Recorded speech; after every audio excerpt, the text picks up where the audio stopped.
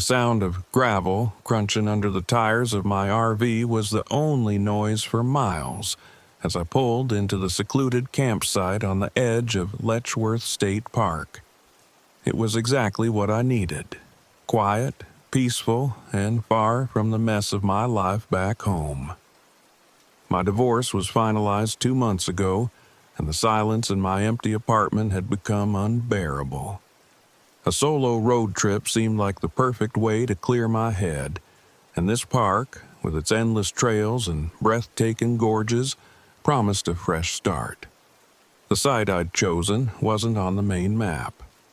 I'd found it mentioned in a hiking forum, an old, unmarked trail near the park's edge, supposedly leading to some abandoned settlement.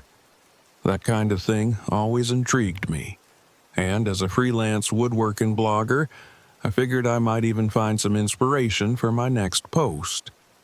When I stepped out of the RV, the stillness of the forest hit me. It was almost unnerving. No birds, no rustling leaves, just the faint hum of the wind. I shook off the unease, chalking it up to the isolation. I set up my camp, brewed some coffee, and spent the evening sketching designs for a wooden sculpture I planned to carve during the trip. That night, I found the unmarked trail. It wasn't hard to spot, the faint outline of an overgrown path cutting into the woods, framed by an old wooden sign. The lettering was faded, but I could just make out the words, "Beware the Widow's Hollow." I smirked. A spooky name for a trail. How perfect. I decided to explore it first thing in the morning. The next day, after a quick breakfast, I grabbed my hiking pack and followed the trail.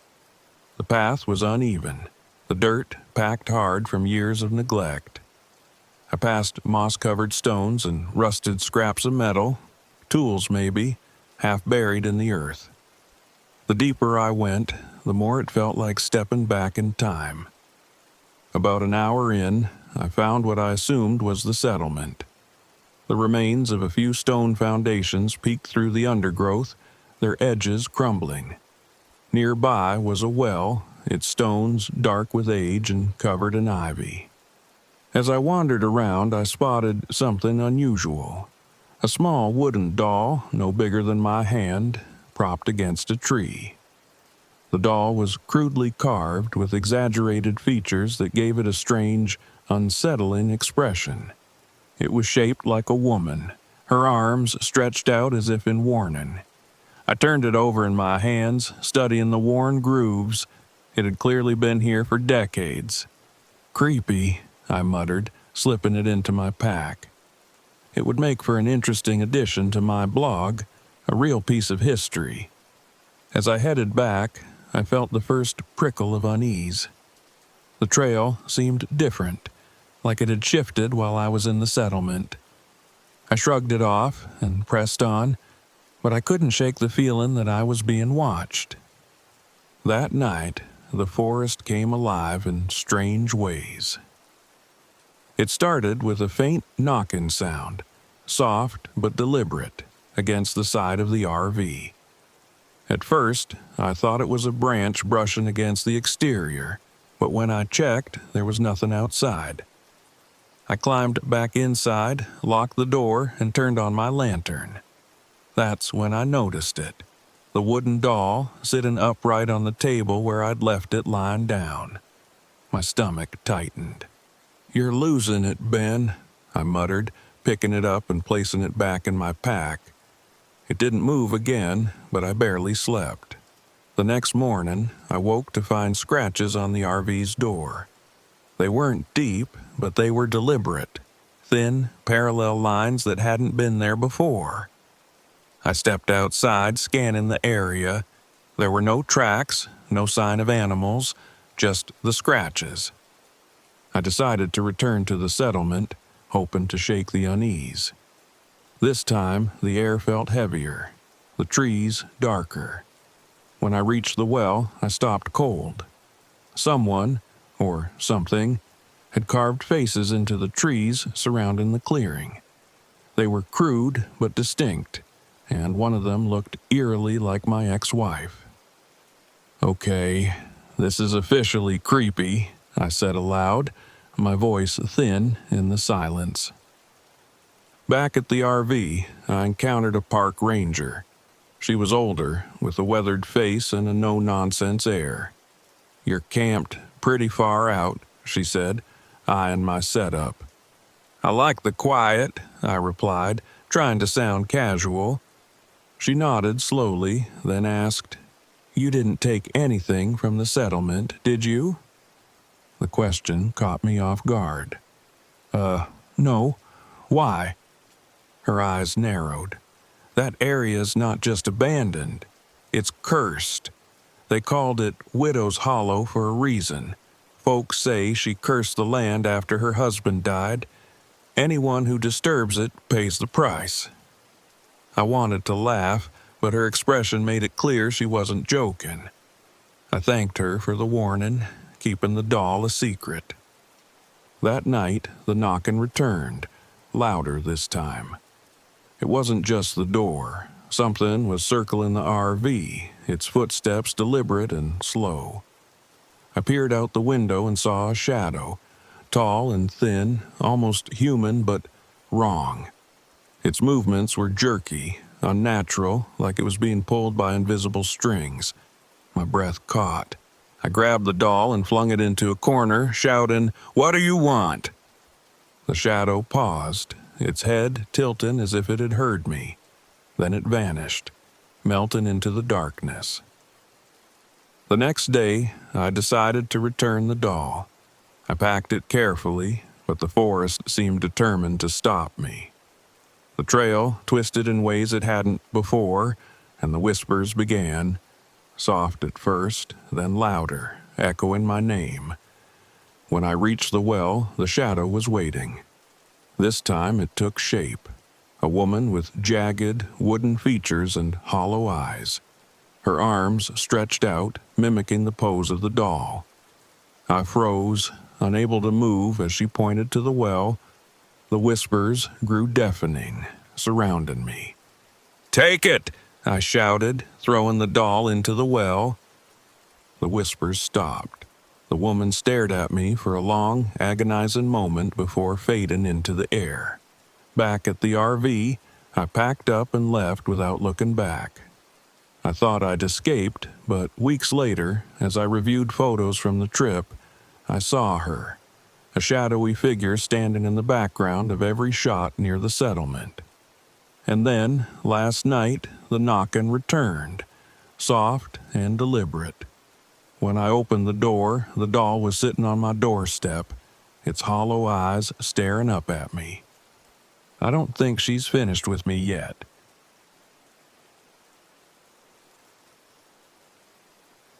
I'd parked my RV near Fajada Butte in Chaco Culture National Historical Park, the towering mesa rising like an ancient sentinel against the endless New Mexico desert.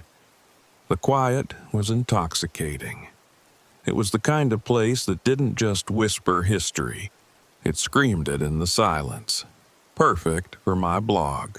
Unraveling Mysteries with Ryan Moore needed a killer story, and I figured the Butte, with its astronomical alignment and whispered legends, might hold exactly that. The park ranger had looked at me oddly when I'd mentioned camping near the mesa.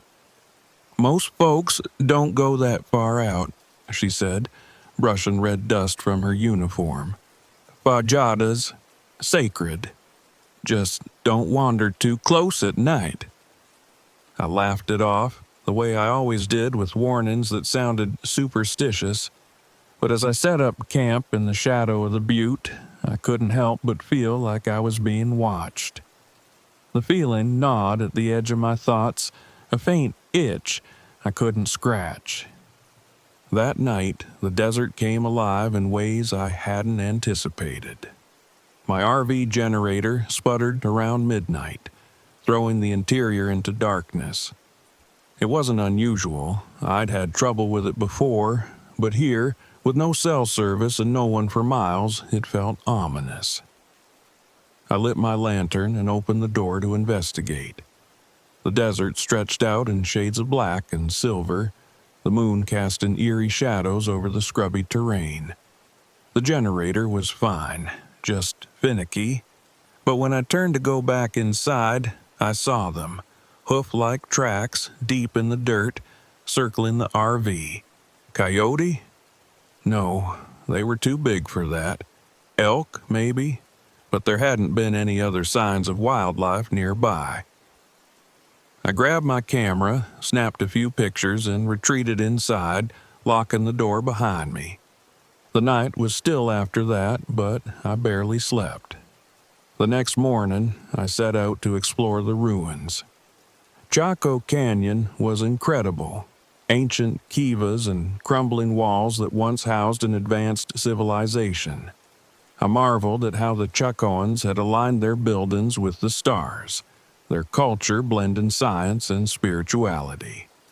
If only I could capture the mystery in my writing, maybe my blog would finally take off. I wandered too close to Fajada Butte, though I didn't realize it until I stumbled on a small carved effigy half buried in the dirt. It was grotesque, a twisted, animal-like figure with elongated limbs and hollow eyes. My first instinct was to leave it, but curiosity won out. I picked it up, brushed off the dust, and slipped it into my pack. It would make a great photo for my article. The unease started that afternoon. The wind carried strange sounds as I hiked back to the RV, low growls and what I could have sworn was laughter, guttural and deep. I paused, scanning the desert, but saw nothing. By the time I returned to camp, I was jittery, my thoughts racing. That night, the noises came closer. I was riding by lantern light when I heard a soft thud against the side of the RV. My first thought was an animal. But then it came again, harder this time, like something or someone was knocking. "Hello?" I called, stepping to the window. There was no answer, just the faint rustle of wind. I grabbed my flashlight and opened the door. The desert was empty, the shadows long and still. But as I swept the flashlight across the ground, I saw them again. The hoof-like tracks, fresh and leading toward the butte. Something shifted in the corner of my vision. A shadow, too tall, too angular to be human. I spun, but it was gone. The next morning, I found more tracks around the RV, deeper this time, like whatever made them had stood there, watching. I told myself I was being paranoid, but the feeling of being observed never left. It only grew stronger when I reviewed the photos I'd taken. In the shots of the tracks, there was something wrong. A faint blur, like the edges of the prints were warping, dissolving into the dirt. And in one photo, taken near the butte, there was a shadow that hadn't been there when I'd snapped it. Tall, humanoid, with something like wings unfurling behind it. That night, the noises grew louder. Something circled the RV, scraping against the metal with slow, deliberate strokes. I sat frozen at the table, clutching the effigy in one hand and my flashlight in the other. Then came the knock. 3 sharp raps on the door, deliberate and mocking. My breath hitched. "Who's there?" I demanded, my voice trembling. No answer, but the knocking came again, harder this time. And then, from outside, I heard my own voice. "Ryan, come out." I staggered back, heart pounding. It wasn't possible. My voice was inside the RV, not outside. The lantern flickered, casting shadows that stretched and twisted across the walls. One of them moved on its own. I grabbed the effigy and hurled it toward the door, shouting, "Leave me alone!" The shadow froze, and then, slowly, it faded. The next day, I went back to the visitor center, desperate for answers. I told myself I'd imagined the events, but when I mentioned the effigy to a staff member, her face went pale. "You didn't take anything, did you?" she asked. I lied. "No." She hesitated, then pointed to a dusty display case. Inside was an old journal, written by an archaeologist who'd vanished decades ago. The final entry described carvings found near Fajada Butte and warned that taking them angered the spirits tied to the land. Among them, the skinwalker, a shape-shifting entity that punished those who desecrated sacred ground. My stomach dropped. I knew I had to return the effigy. That night, as I prepared to hike back to the butte, the skinwalker came again. This time, it didn't knock.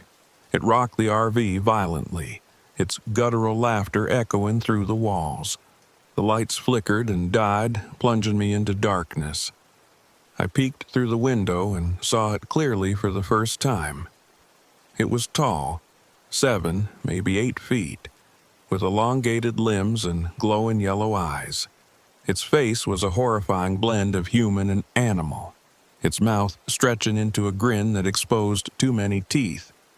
It stalked closer, its movements jerky and unnatural, like a marionette pulled by invisible strings.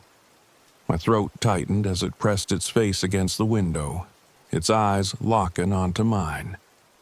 "Ryan," it said in my own voice, "come outside." I don't know how I found the courage to move, but I grabbed the effigy, shoved the door open, and sprinted toward the butte. The skinwalker followed, its laughter turning into a shrill, ear-piercing scream. When I reached the spot where I'd found the effigy, I threw it down and backed away. The skinwalker stopped at the edge of the clearing, its eyes narrowing, but it didn't leave. Instead, it raised a clawed hand and pointed at me. I knew then it wanted more, something personal, something that mattered. My gaze fell on the notebook in my pack, the one thing I'd sworn never to part with, my late father's journal, filled with his sketches and stories. My hands trembled as I placed it beside the effigy. The skinwalker stared at me for what felt like an eternity. Then, without a sound, it turned and vanished into the shadows. I left Chaco Canyon at dawn, abandoning my plans and half my gear. But even now, miles away, I can feel it watching. And sometimes, late at night, I hear it whispering my name.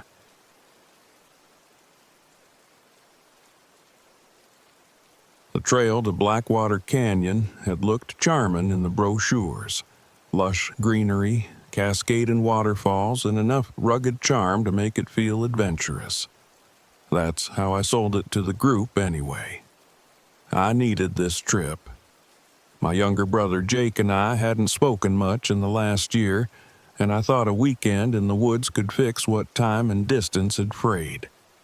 I wish I'd chosen someplace else. The hike started smoothly enough, though the sky was heavy with gray clouds. Jake was his usual sarcastic self, cracking jokes about my choice of wilderness chic hiking boots. Mara, my best friend, trudged along beside me with her Polaroid camera slung around her neck, snapping pictures of mossy trees and muddy paths. Sam, Jake's college buddy, brought up the rear, complaining every chance he got about the weight of his pack. "This is the last time I let you talk me into anything," Sam muttered. "Come on, it's not that bad," I said, trying to lighten the mood. Jake grinned. "Not yet. Just wait until Ellie gets us lost." I rolled my eyes, though his comment stung. I had mapped the route carefully, but when we hit a fork in the trail that wasn't marked, doubt crept in. We ended up taking a steep detour that cost us an hour and left Jake limping from a twisted ankle. By the time we reached the campsite near the canyon's edge, the rain had started, a light drizzle that made everything slick and cold. "Perfect," Sam muttered, dropping his pack. "Rain, mud, and bad vibes. What's next?" "Shut up," Jake said, wincing as he sat on a log. Ellie didn't twist my ankle. My stupid boot did. Maybe your stupid sister picked a stupid trail, Sam shot back. Enough, both of you, Mara cut in, her voice sharp. She was usually the peacekeeper, but even she looked rattled. Let's just get the tents up. That's when we discovered the first problem. One of the tent poles in Mara's pack was bent beyond use, leaving us with 2 tents for 4 people. It was a tight squeeze, with Jake and Sam in one tent and Mara and me in the other. We spent the evening in tense silence, eating cold granola bars by the light of a single lantern. The rain didn't let up, and the wind howled through the trees like a living thing. I should have noticed the quiet. There were no birds, no insects, just the wind. But I didn't realize what it meant until later. I woke to the sound of whispers. At first, I thought it was Jake and Sam talking in the other tent, but the whispers were soft, like they came from just outside. Mara stirred beside me, her face pale in the glow of the lantern. "Do you hear that?" she whispered. I nodded. Slowly, I unzipped the tent and peeked out. The forest was pitch black, the trees bending and creaking in the wind. I saw nothing, but the whispers didn't stop. They seemed to come from all directions, faint and disjointed, like voices carried on the breeze. "Ellie?" Mara's voice was tight. "What is it?" "Nothing," I lied, zipping the tent shut again. "Just the wind." But Mara wasn't convinced. She clutched her Polaroid camera like a talisman and sat up, staring at the tent flap. I didn't sleep for the rest of the night, and neither did she. By morning, the whispers had stopped, but the uneasy feeling lingered. Mara took a few Polaroids of the campsite while I checked on Jake and Sam. They looked as exhausted as I felt. "Something was walking around last night," Jake said, rubbing his ankle. "I heard footsteps." "It was probably a deer," I said, though I didn't believe it. Sam didn't say anything, just stared at the ground like he was trying to convince himself of the same thing. As we packed up to explore the canyon, Mara handed me one of her Polaroids. "Look at this," she said, her voice low. The photo showed the edge of the campsite, the trees shrouded in mist. But in the corner, barely visible, was a blurred shape, tall, humanoid, with something like wings stretched behind it. "It's probably just a shadow," I said, though my hands trembled. Mara didn't argue, but she didn't look convinced either. The canyon was breathtaking, even in the overcast light. The river roared below us, and the cliffs rose like ancient sentinels on either side. But the beauty didn't ease the tension. Jake was quieter than usual, his limp slowing us down. Sam kept glancing over his shoulder like he expected to see something.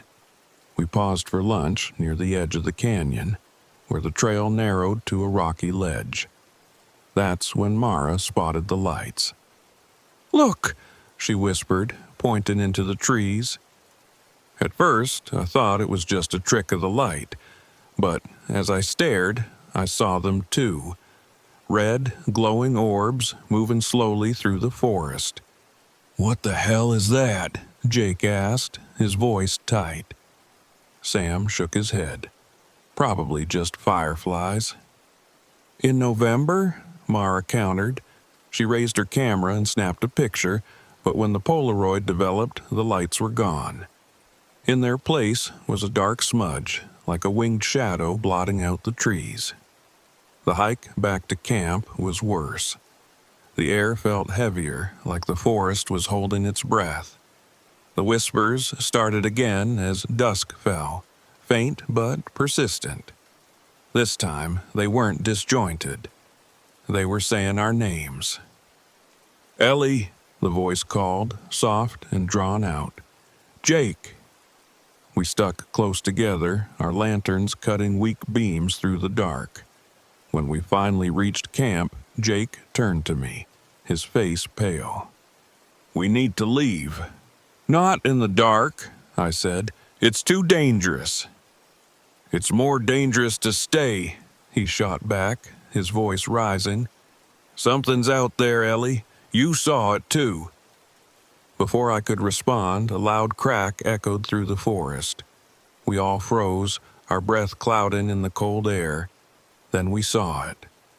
The figure was standing just beyond the edge of the camp, its eyes glowing red in the darkness. It was tall, impossibly tall, with wings that stretched wide and seemed to blot out the stars. It didn't move, but its presence was suffocating. "What the hell is that?" Sam whispered, his voice trembling. "Mothman," Mara breathed. "It's the Mothman." Jake let out a hysterical laugh. "Oh, great. Now we're in a freaking ghost story." The figure didn't approach, but it didn't leave either. It stood there, watching, as we huddled by the fire. Mara suggested leaving an offering, something to appease it. Sam scoffed, but I saw the desperation in his eyes. "What kind of offering?" I asked. "Something personal," Mara said. "Something it can take instead of us." We each left something by the edge of the camp. Mara's Polaroid camera, Sam's compass, my mother's locket. Jake refused, crossing his arms.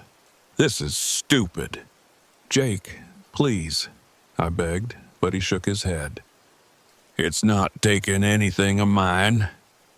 The night dragged on, the figure never moving, its red eyes fixed on us. Around midnight, Jake snapped. He grabbed a stick from the fire and limped toward the creature, shouting curses. "Jake, stop!" I screamed, but it was too late. The Mothman moved for the first time, its wings unfurling with a sound like rushing wind. Jake froze as it descended on him, its glowing eyes filling the dark. When the light faded, he was gone. We didn't wait for morning. Mara, Sam, and I packed what we could and fled, leaving the tents and supplies behind. The whispers followed us all the way back to the trailhead, fading only when we reached the parking lot. Months later, I received a package in the mail. Inside was a map of Blackwater Canyon, an X marked deep in the forest. There was a note in Jake's handwriting. "I'm still here."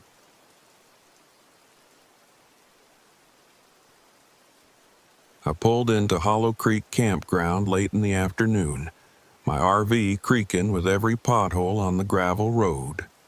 The campground wasn't even on the map. I'd found it by accident while searching for a quiet place to park for a few days.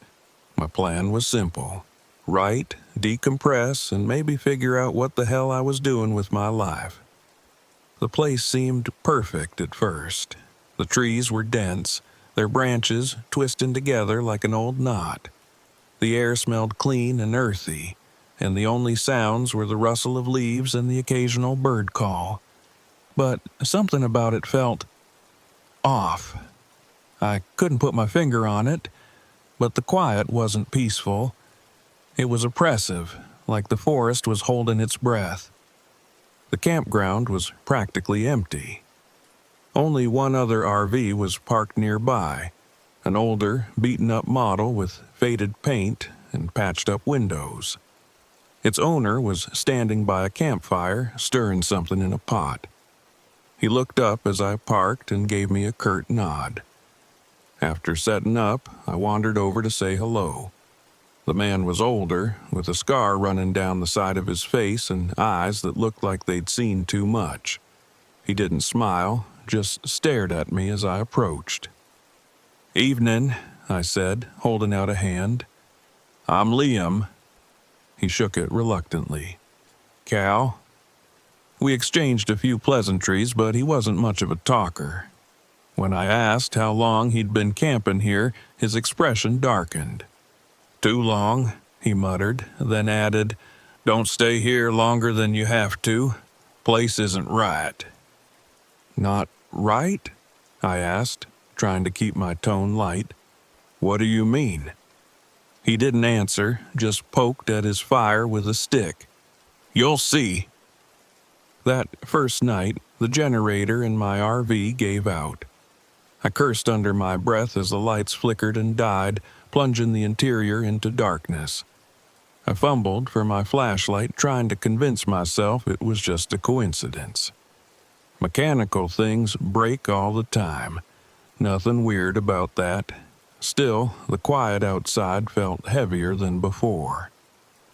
I climbed into bed, listening to the occasional rustle of leaves and the groan of tree branches in the wind. It should have been comforting, but instead, it set my teeth on edge.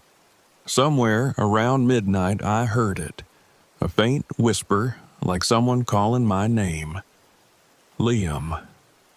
My heart thudded in my chest. I told myself it was the wind, but the voice came again, softer this time. "Liam!" I sat up, my hands gripping the blanket. Through the small window above my bed, I saw shadows shifting among the trees. Just shadows, I told myself, just the wind. But I didn't sleep after that. The next day, I found Cal chopping wood near his RV. I told him about the voice I'd heard, hoping for a laugh or a shrug, something to make me feel like I was overreacting. Instead, he froze mid-swing, his axe buried in the log. "You need to leave." "What?" "You heard it. That means it's noticed you. If you don't leave now, you won't be able to." I laughed nervously. "What are you talking about?" He set down the axe and stepped closer, his scarred face inches from mine. "This place isn't a campground. It's a trap. People come here, and they don't leave. Not the same, anyway." I backed away, shaking my head. "You've been out here too long, man. You're imagining things." He grabbed my arm, his grip surprisingly strong. "You'll see," he said again, "when it gets hungry." By the third night, I was ready to admit something was wrong. The whispers were louder now, and they didn't stop when I turned on my flashlight. The generator was still out, and my phone had no signal. Even my flashlight batteries were draining faster than they should have. I thought about leaving, but every time I started the RV's engine, it sputtered and died. The gas tank was full. It made no sense. Cal knocked on my door as the sun set, startling me out of my spiraling thoughts. He shoved a small leather pouch into my hands. "What's this?" "A talisman," he said. "It'll buy you time. Not much, but enough." I wanted to tell him I didn't believe in superstitions, but the look in his eyes stopped me. "What do you mean, enough?" He hesitated, then said, "The thing out there, it doesn't just kill you, it eats you, piece by piece. Your energy, your mind, your soul. It'll starve you out until there's nothing left." "Why hasn't it gotten you?" I asked, gripping the talisman. His expression darkened. "It has. Just not all of me. Not yet." The next day, I found the cabin. I hadn't meant to explore. I was just trying to find the nearest road on foot. But the trails seemed to loop back on themselves, leading me deeper into the forest instead of out. That's when I saw it. A small, rotting cabin hidden among the trees. The door creaked as I pushed it open. Inside, it smelled of damp wood and decay. Dust covered every surface, and the air was thick with the sense of something long abandoned. On the table, I found a journal. The entries were scrawled in uneven handwriting, growing more erratic toward the end. The writer described seeing shadows, hearing whispers, and feeling weaker with each passing day. The last entry read, "It comes at night. Don't let it touch you. Burn everything." That night, the creature came. It started with the whispers, louder and more insistent than ever. Then came the scraping, long, deliberate claws dragging across the RV's metal exterior. My heart pounded as I gripped the talisman, praying it would work. The scraping stopped. For a moment, there was silence. Then the window shattered. It was inside. The thing was taller than I'd imagined, its skeletal frame hunched to fit in the cramped space. Its skin clung to its bones, and its antlers scraped the ceiling as it moved. Its eyes glowed faintly, like embers, and its mouth twisted into a grotesque grin. "Liam," it hissed, its voice layered with whispers. "You're alone. So alone."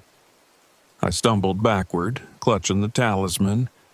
The creature recoiled slightly, but didn't retreat. "Leave me alone," I shouted. It tilted its head, studying me like a predator sizing up its prey. Then it lunged. I don't know how I got out of the RV. My legs carried me instinctively, and before I knew it, I was sprinting through the woods. The creature was behind me, its footsteps impossibly fast, its whispers filling my ears. Somehow, I made it to the cabin. I slammed the door behind me and threw the talisman onto the table. The whispers faded slightly, but I knew it wouldn't hold for long. That's when Cal burst in, a shotgun in his hands. His face was pale, but his grip was steady. "It's here," he said. "I know," I gasped. He nodded toward the corner of the room. "There's fuel in that can. Burn it." "What?" "Burn the cabin. Burn everything. It's the only way." I hesitated, but the creature's growl outside snapped me into action. I grabbed the fuel can and splashed it over the walls, the table, the journal, everything. Cal lit a match and tossed it into the center of the room. The flames roared to life and the creature screamed. Its shadowy form thrashed outside the window, its glowing eyes filled with rage. But as the fire consumed the cabin, its screams faded and the whispers finally stopped. Cal and I barely made it out before the cabin collapsed in on itself. We stood there, panting, watching the flames die down. "Is it gone?" I asked. Cal shook his head. "Not for good, but it won't come back here for a while." We didn't say much after that. We packed up what we could and left Hollow Creek before dawn, our RVs sputtering to life as if nothing had ever been wrong. Weeks later, I thought I was safe. I told myself it was over, that the creature was just a nightmare I'd left behind. But last night, I found something in my RV, a small leather pouch. It wasn't mine, and when I looked in the mirror, my reflection stared back at me with faintly glowing eyes.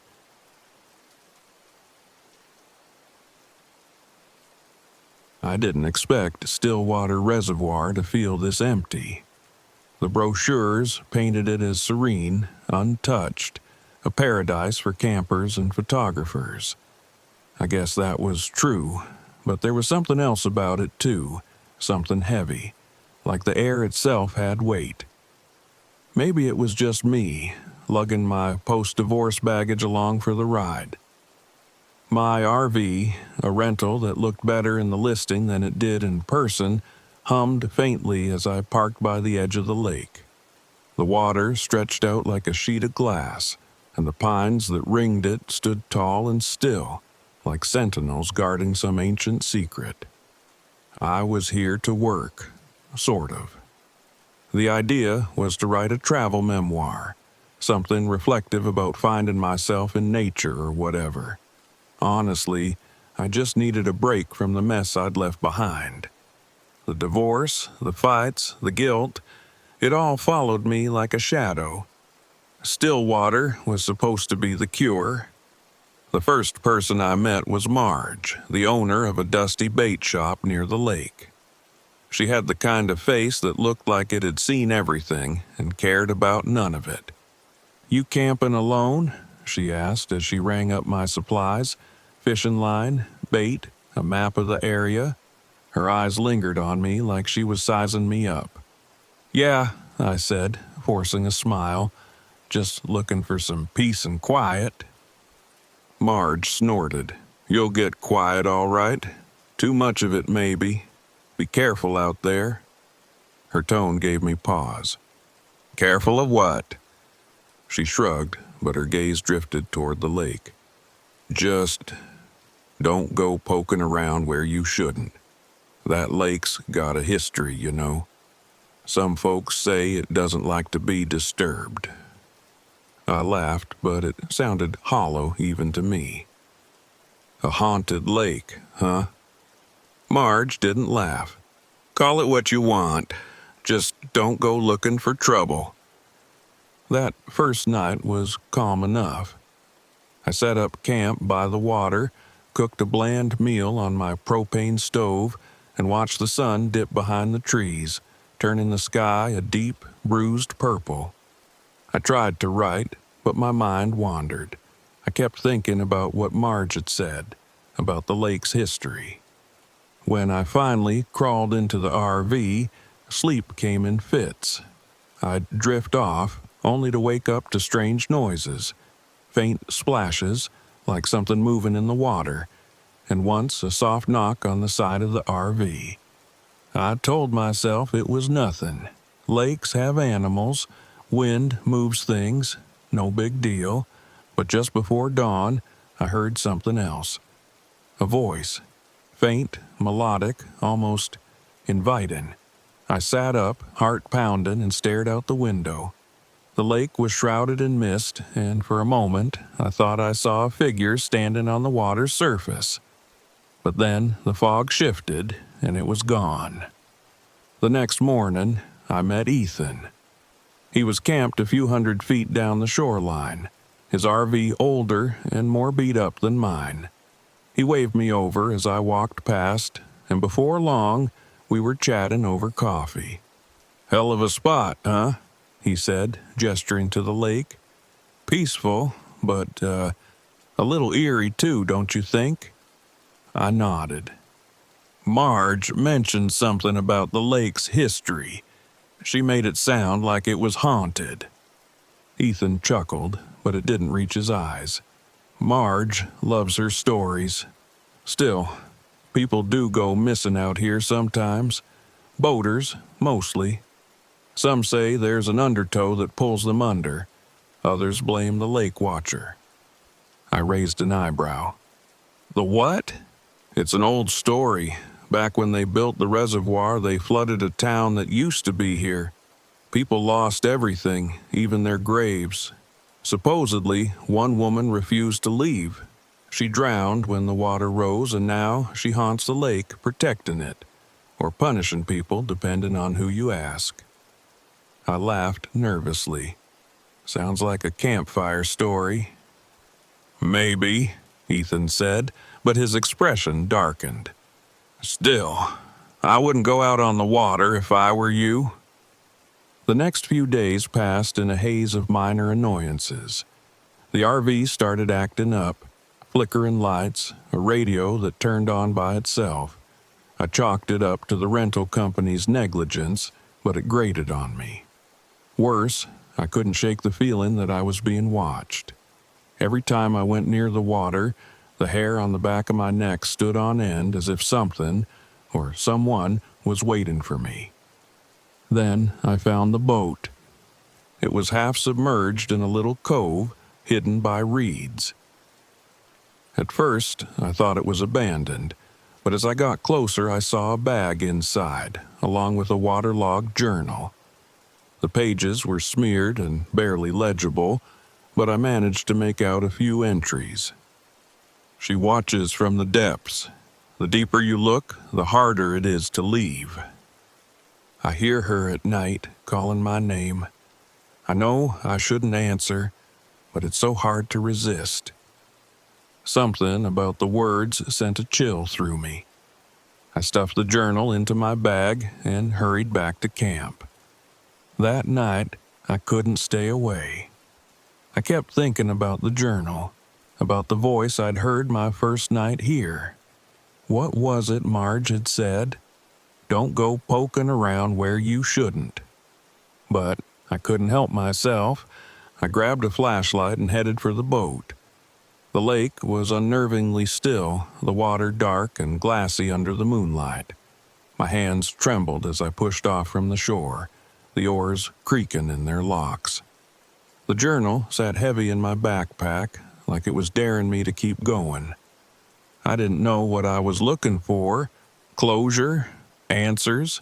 All I knew was that I felt drawn to the center of the lake, to the place where the water seemed unnaturally deep. That's when the fog rolled in. It came out of nowhere, thick and suffocating, swallowing the boat and the shoreline. I stopped rowing, my heart pounding as I realized I couldn't see more than a few feet in any direction. Then I heard it. The voice. Soft at first, almost gentle, but growing louder, closer. It wasn't just one voice now, it was many, overlapping, whispering things I couldn't understand. And then I saw her. She rose from the water, her hair streaming like seaweed, her eyes dark and empty. Her upper body was human, draped in tattered white, but below the waist she wasn't human at all. Her legs ended in nothing but shadow, swirling and shifting like the water itself.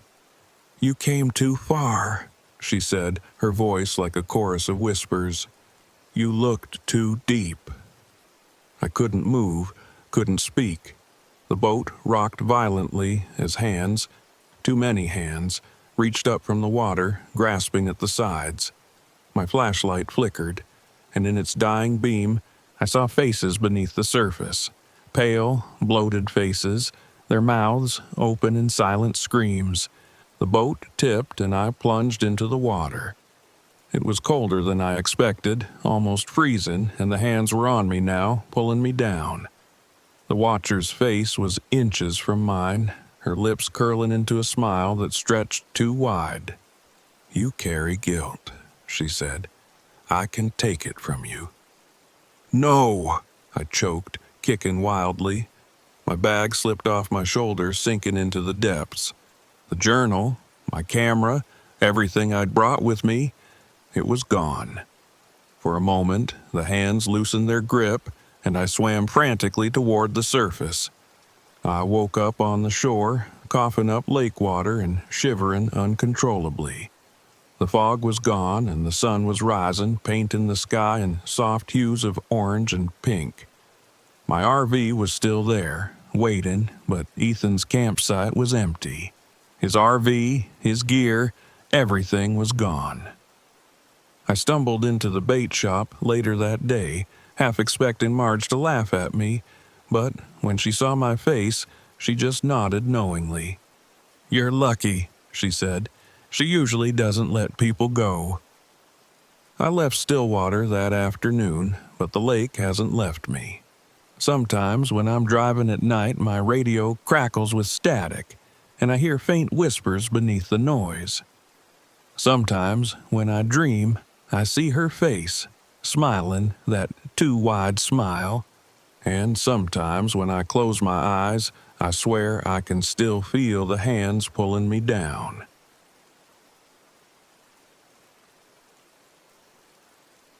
I'll never forget those woods.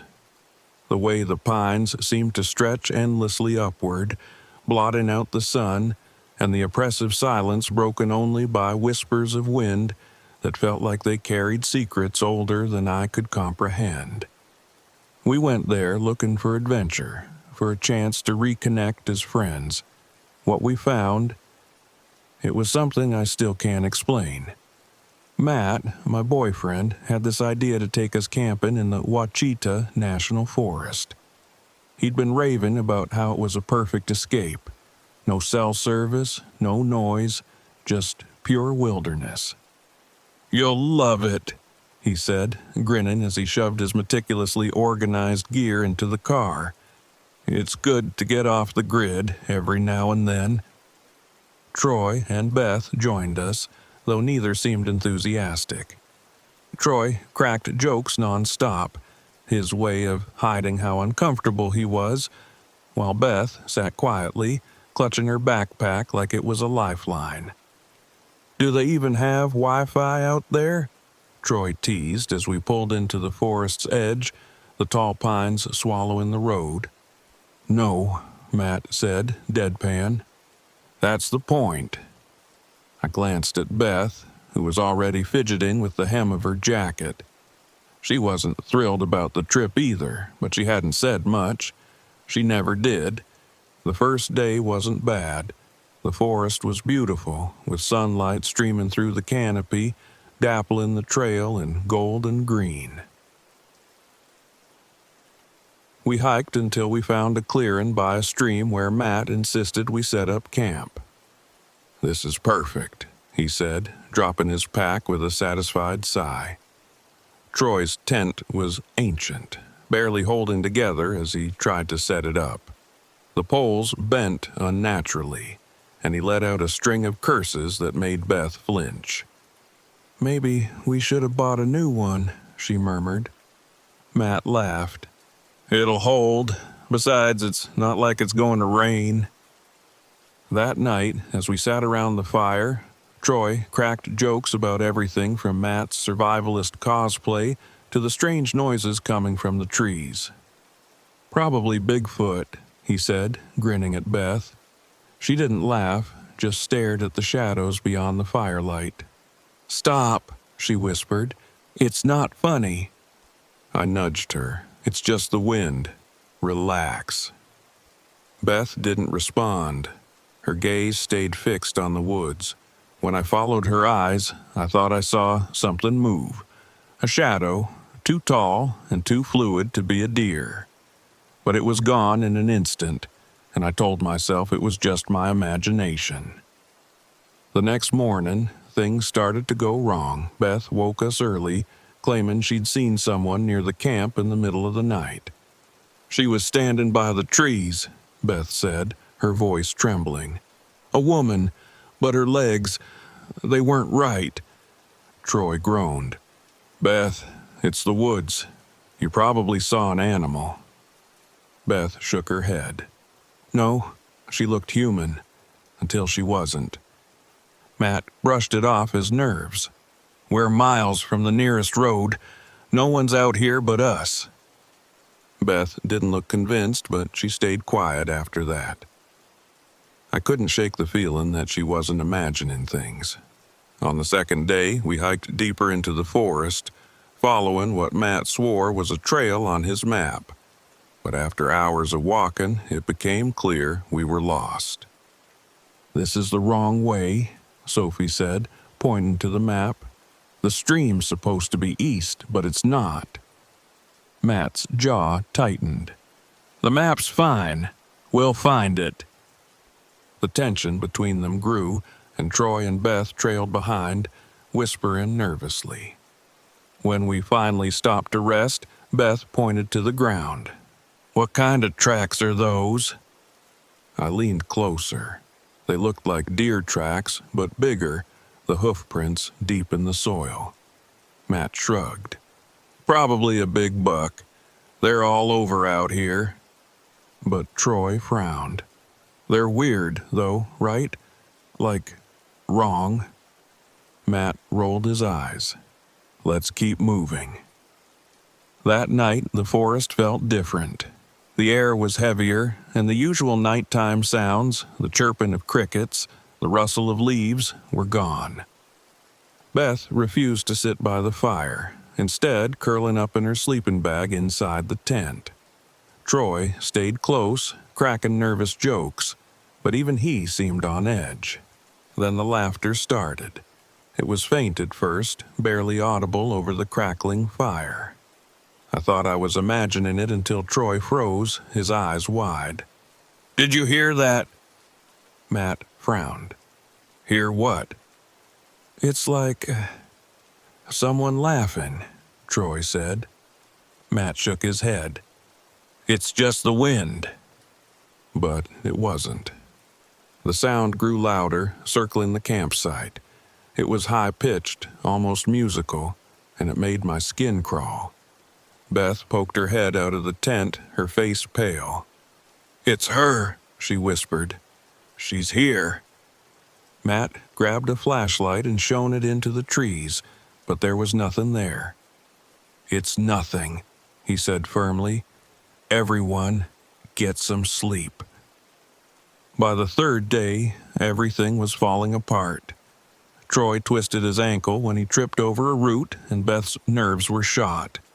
She kept muttering about the woman she'd seen, about how we had to leave. "She's watching us," Beth said, her voice barely above a whisper. "She doesn't want us here." I wanted to argue, to tell her she was being ridiculous, but deep down I couldn't shake the feeling that she was right. That evening, Matt tried to rally us, insisting we'd find the trail in the morning. But when we returned to camp, something was waiting for us. Arranged in a circle around the fire were deer antlers, their jagged points sticking out of the ground. Beth screamed, and Troy stumbled back, clutching his injured ankle. "This isn't funny," Matt shouted, looking at all of us. But none of us had done it. That night, none of us slept. Every time I closed my eyes, I heard the laughter again, closer this time. And then, just before dawn, I saw her. She was standing at the edge of the trees, her long black hair cascading over her shoulders. She was beautiful, almost impossibly so, but something about her was off. Her legs. They ended in hooves, black and glistening in the moonlight. I wanted to scream, to wake the others, but I couldn't move. She tilted her head, staring at me with dark, empty eyes. Then she smiled, her lips stretching too far across her face. When I finally blinked, she was gone. By morning, Matt was adamant we had to leave. But when we tried to retrace our steps, the trails had vanished. The landmarks we remembered were gone, replaced by more endless trees. Beth begged us to stop and perform a ritual she'd read about, an apology to the spirit of the forest. Matt refused, saying it was a waste of time. "This is ridiculous," he snapped. "We're not doing some made-up ritual, we just need to keep walking." But, as we argued, the laughter returned, louder than ever. It echoed through the trees, coming from all directions. And then she appeared. She stepped out of the shadows, her hooves clicking on the rocky ground. Her upper body was human, clad in a flowing white dress, but her lower half was all wrong. She spoke, her voice melodic yet distorted. "You don't belong here." Matt stepped forward, holding his knife, but she moved faster than I thought possible. One moment she was standing by the trees, and the next she was inches from him, her eyes locked onto his. "You will leave," she said, her voice a low growl, "or you will never leave." We ran. I don't know how we found the trail, but we did, stumbling onto it just as the sun began to rise. When we finally reached the ranger station, we were bruised, bleeding, and terrified. The ranger listened to our story, his face pale. "You're lucky," he said finally. "Most don't make it out once she's chosen them." We never went back.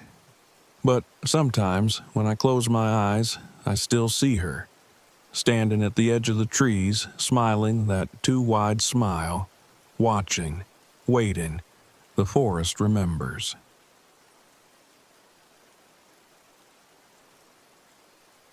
I parked my RV at the edge of Allegheny National Forest, the silence of the place settling over me like a heavy blanket. This trip was supposed to be a fresh start, a chance to get away from the noise in my head.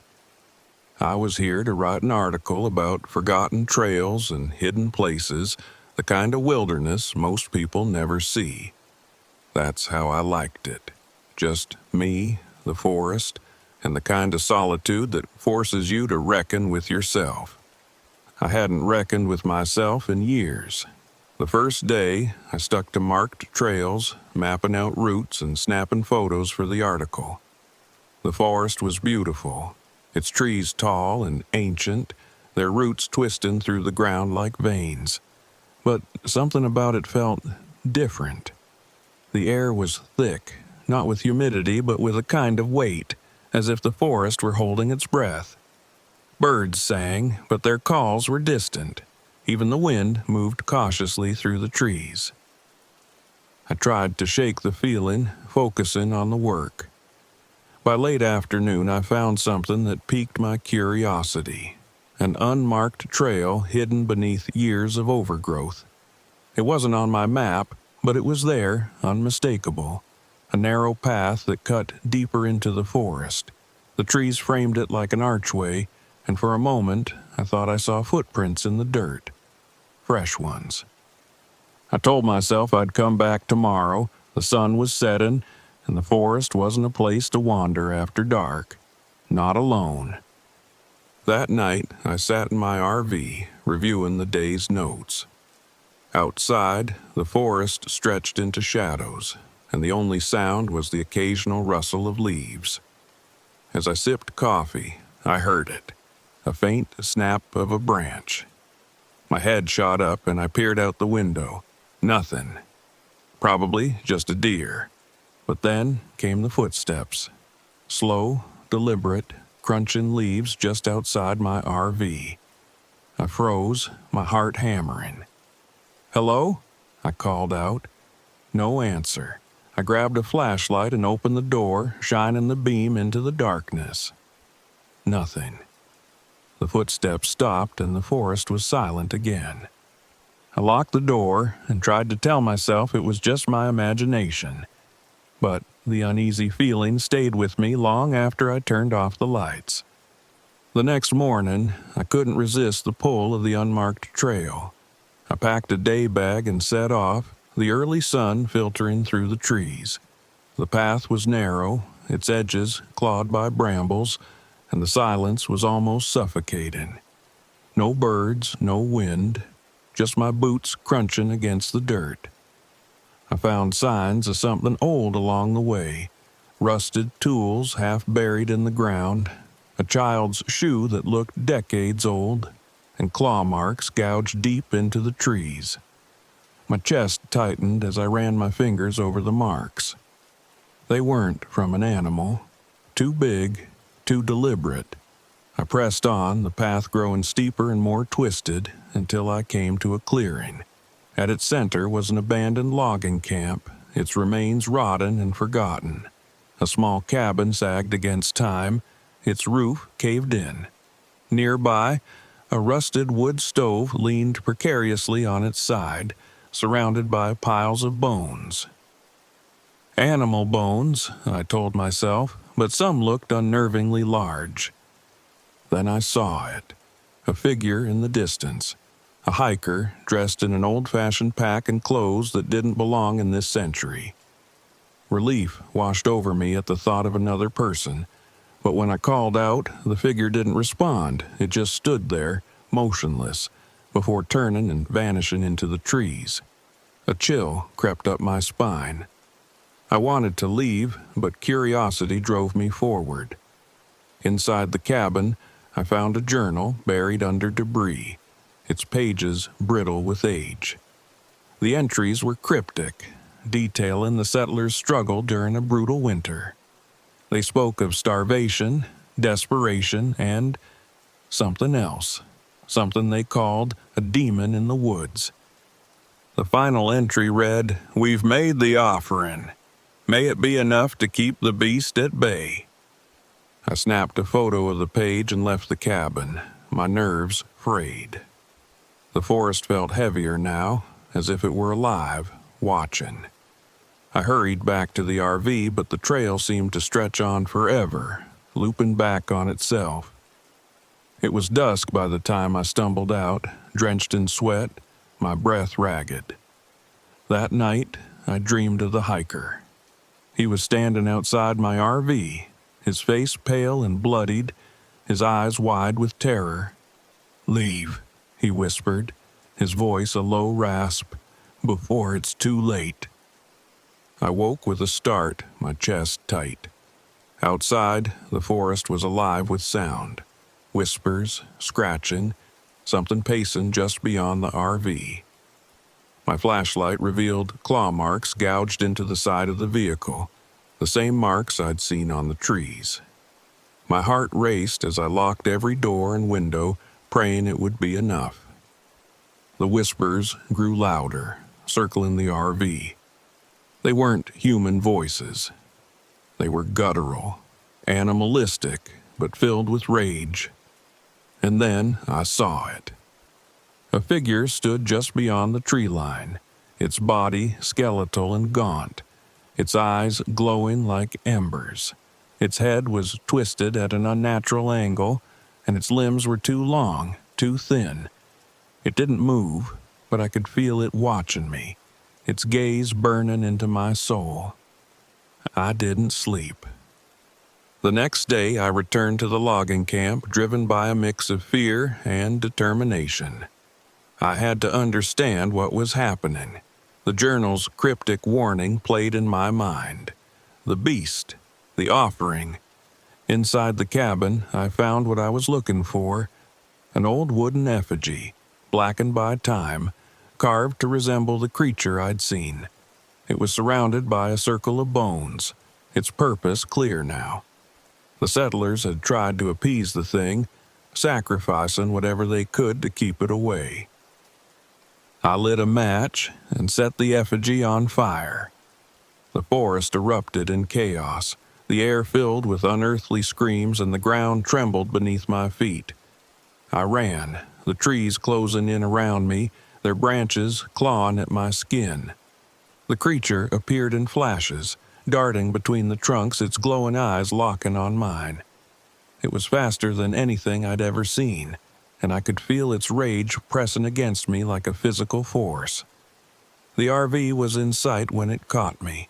Its clawed hand brushed my shoulder, icy and searing all at once, and I collapsed. For a moment, everything went dark.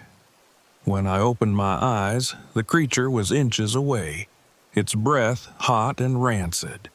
But then the screams stopped. The effigy had burned completely, its ashes scattering in the wind. The creature recoiled, its form flickering like a dying flame, and then it was gone. I didn't waste time packing. I drove until the forest was nothing but a memory in my rearview mirror. When I finally stopped, miles away, I checked my camera. The photos of the logging camp were gone, replaced by static. The journal pages were blank, as if the forest had erased its secrets. I finished my article weeks later, leaving out the supernatural details. Instead, I wrote a warning. Some trails are better left forgotten.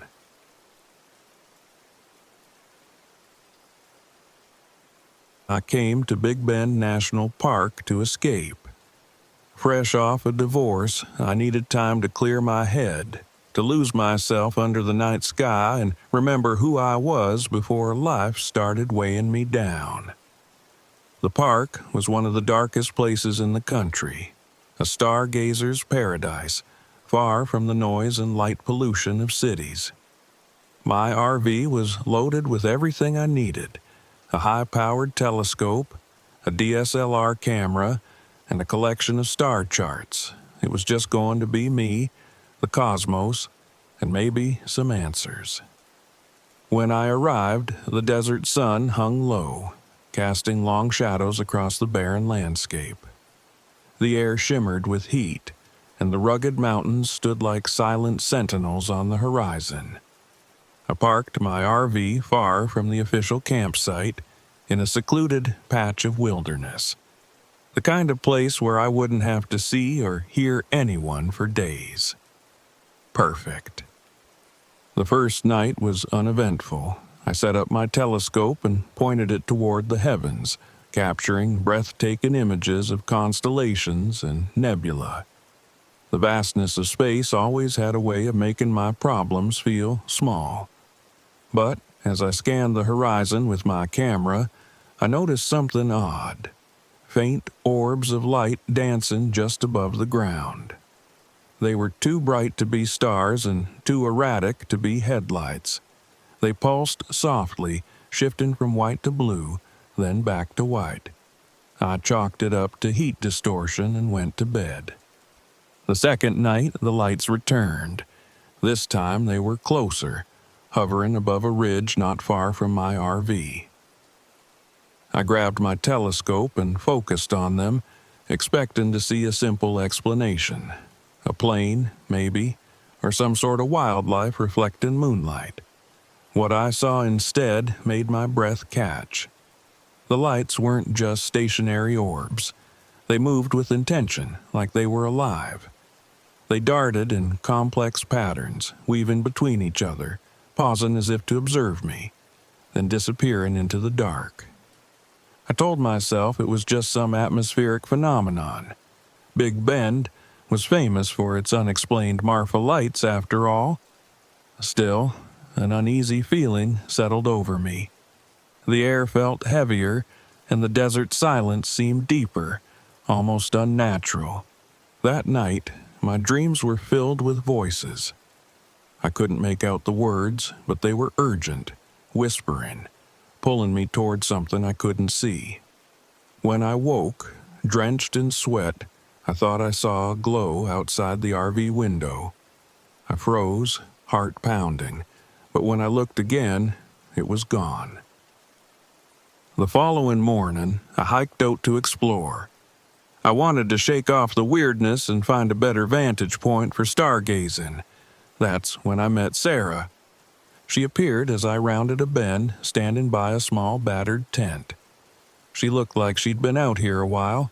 Her clothes were dusty, her hair tangled, but there was something off about her. She smiled, but it didn't reach her eyes. "Beautiful place, isn't it?" she said, her voice tinged with nervousness. "Yeah," I replied, shifting uncomfortably. "I'm Nick. Came out to photograph the stars." Her smile faltered. "Be careful at night," she said abruptly.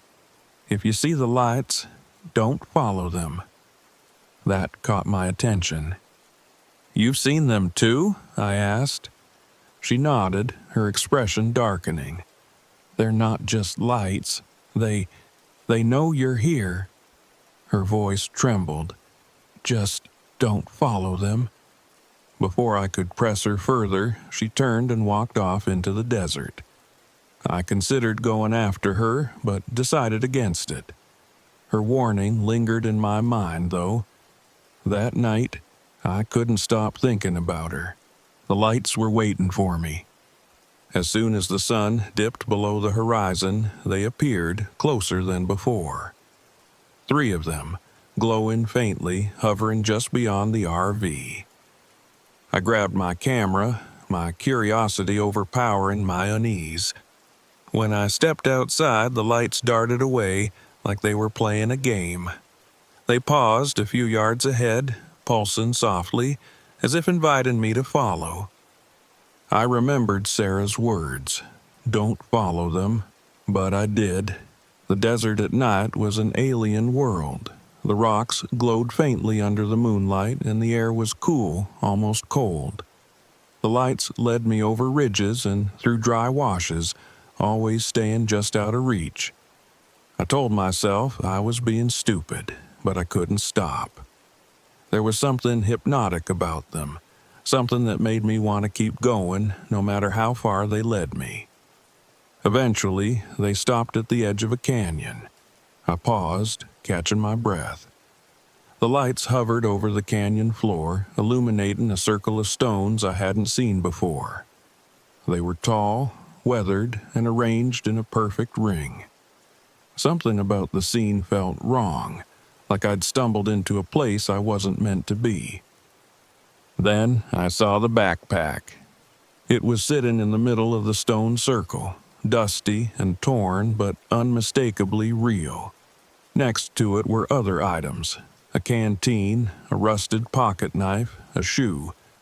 I stepped closer, the hair on the back of my neck standing on end. The backpack had a name stitched on it: Sarah. My heart pounded as I scanned the area. There was no sign of her, no footprints, nothing to explain how her things had ended up here. The lights pulsed brighter, and a low hum filled the air, vibrating deep in my chest. I backed away, my instincts screaming at me to leave. The lights didn't let me go easily. As I turned to leave, they darted toward me, faster than I thought possible. One passed inches from my face, its glow blinding, and I stumbled, falling hard onto the rocky ground. My flashlight rolled away, leaving me in near darkness. The lights circled me, their hum rising to a deafening pitch. My body felt heavy, like the air itself was pressing down on me. I crawled toward my flashlight, desperate, and grabbed it. On a whim, I flicked it on and aimed it at the lights. The beam cut through them, and they recoiled, their glow dimming. Encouraged, I grabbed my camera and used the flash. The burst of light sent them scattering, their hum fading as they retreated into the canyon. I didn't wait to see if they'd come back. I ran, my legs trembling, my breath ragged. The desert blurred around me, and I didn't stop until I saw the faint outline of my RV in the distance. Back inside, I locked the door and collapsed onto the bed, shaking. My camera dangled from my hand, the lens cracked but intact. I didn't dare look at the photos yet. Instead, I lay there, staring at the ceiling, trying to make sense of what had happened. When morning came, I forced myself to review the footage. The images were distorted, overexposed, but the lights were there, hovering, pulsating, moving with unnatural precision.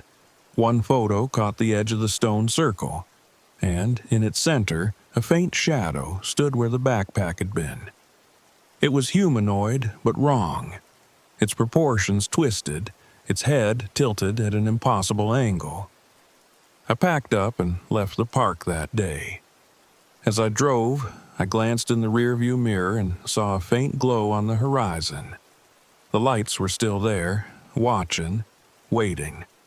I don't know what they were, and I don't think I ever will. But I've learned one thing. There are places in this world we're not meant to go. Places that don't belong to us. And sometimes, if you're not careful, those places come looking for you.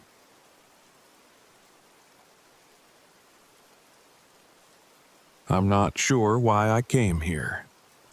Pisgah National Forest had been on my bucket list for a while. Its misty hills, ancient trees, and whispers of forgotten folklore had always pulled at me. Maybe it was the allure of untouched wilderness, or maybe I was chasing something I hadn't admitted to myself yet. My name is Mia Carter, and I run a blog about solo, off-the-grid adventures. At 29, I've managed to carve a niche for myself, living out of my RV and documenting wild, remote places. But this trip wasn't just about clicks or ad revenue. Pisgah had a legend, one I couldn't shake, the Whispering Forest, where lost hikers heard voices calling their names, luring them deeper into the trees. My research had spiraled into stories about Sul Kalu, the Cherokee slant-eyed giant, a guardian spirit who didn't take kindly to trespassers. It felt like a challenge, like something I needed to confront, not just for my audience, but for myself. The last time I saw my dad, we were camping. He wandered into the woods and never came back. The rangers said he'd probably gotten lost or had an accident. But in the back of my mind, I'd always wondered, did something take him? I told myself this trip was for the blog, but deep down, I knew better. I parked my RV in a secluded clearing, far from any official trailhead. This spot wasn't on any maps, but that's how I liked it. The forest around me was dense, the kind of thick green that swallowed sound. Perfect for photos, I thought, unpacking my gear. The first night started uneventfully. I filmed a short intro for my blog outlining the legend of Tsul Kalu and the strange disappearances in the area. Some say you can hear whispers at night, I said into the camera, the forest looming behind me. Voices that sound like people you know, calling you deeper into the trees. But don't listen. The forest wants to keep you. I ended the recording and set up my RV for the night. As the sun dipped below the horizon, the woods transformed. Shadows stretched like clawed fingers across the ground, and the pines seemed to lean in closer. It wasn't until I was lying in bed that I heard it. A faint whisper. "Mia."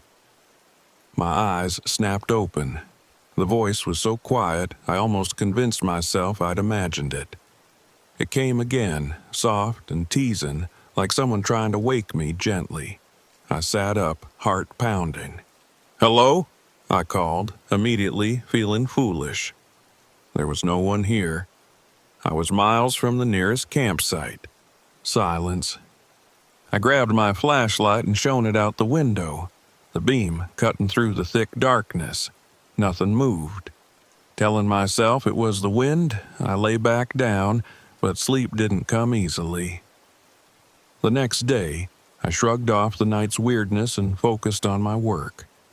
I explored the surrounding forest, filming B-roll footage of towering trees and sun-dappled streams, but something felt off. The air was heavier than I'd expected, and the quiet was too complete, like the forest was holding its breath. As I filmed, my camera glitched. Static rippled across the screen, and the audio cut out. Frustrated, I fiddled with the settings, but the equipment seemed fine. It wasn't until I reviewed the footage later that I saw it. A shadow moving behind me, quick and indistinct. My stomach turned. I'd been alone, hadn't I? The carvings came next. On my afternoon hike, I noticed strange symbols etched into the bark of several trees. Spirals, interlocking patterns, and claw-like marks. At first, I thought they were graffiti, but they were too old, too intricate. They felt purposeful.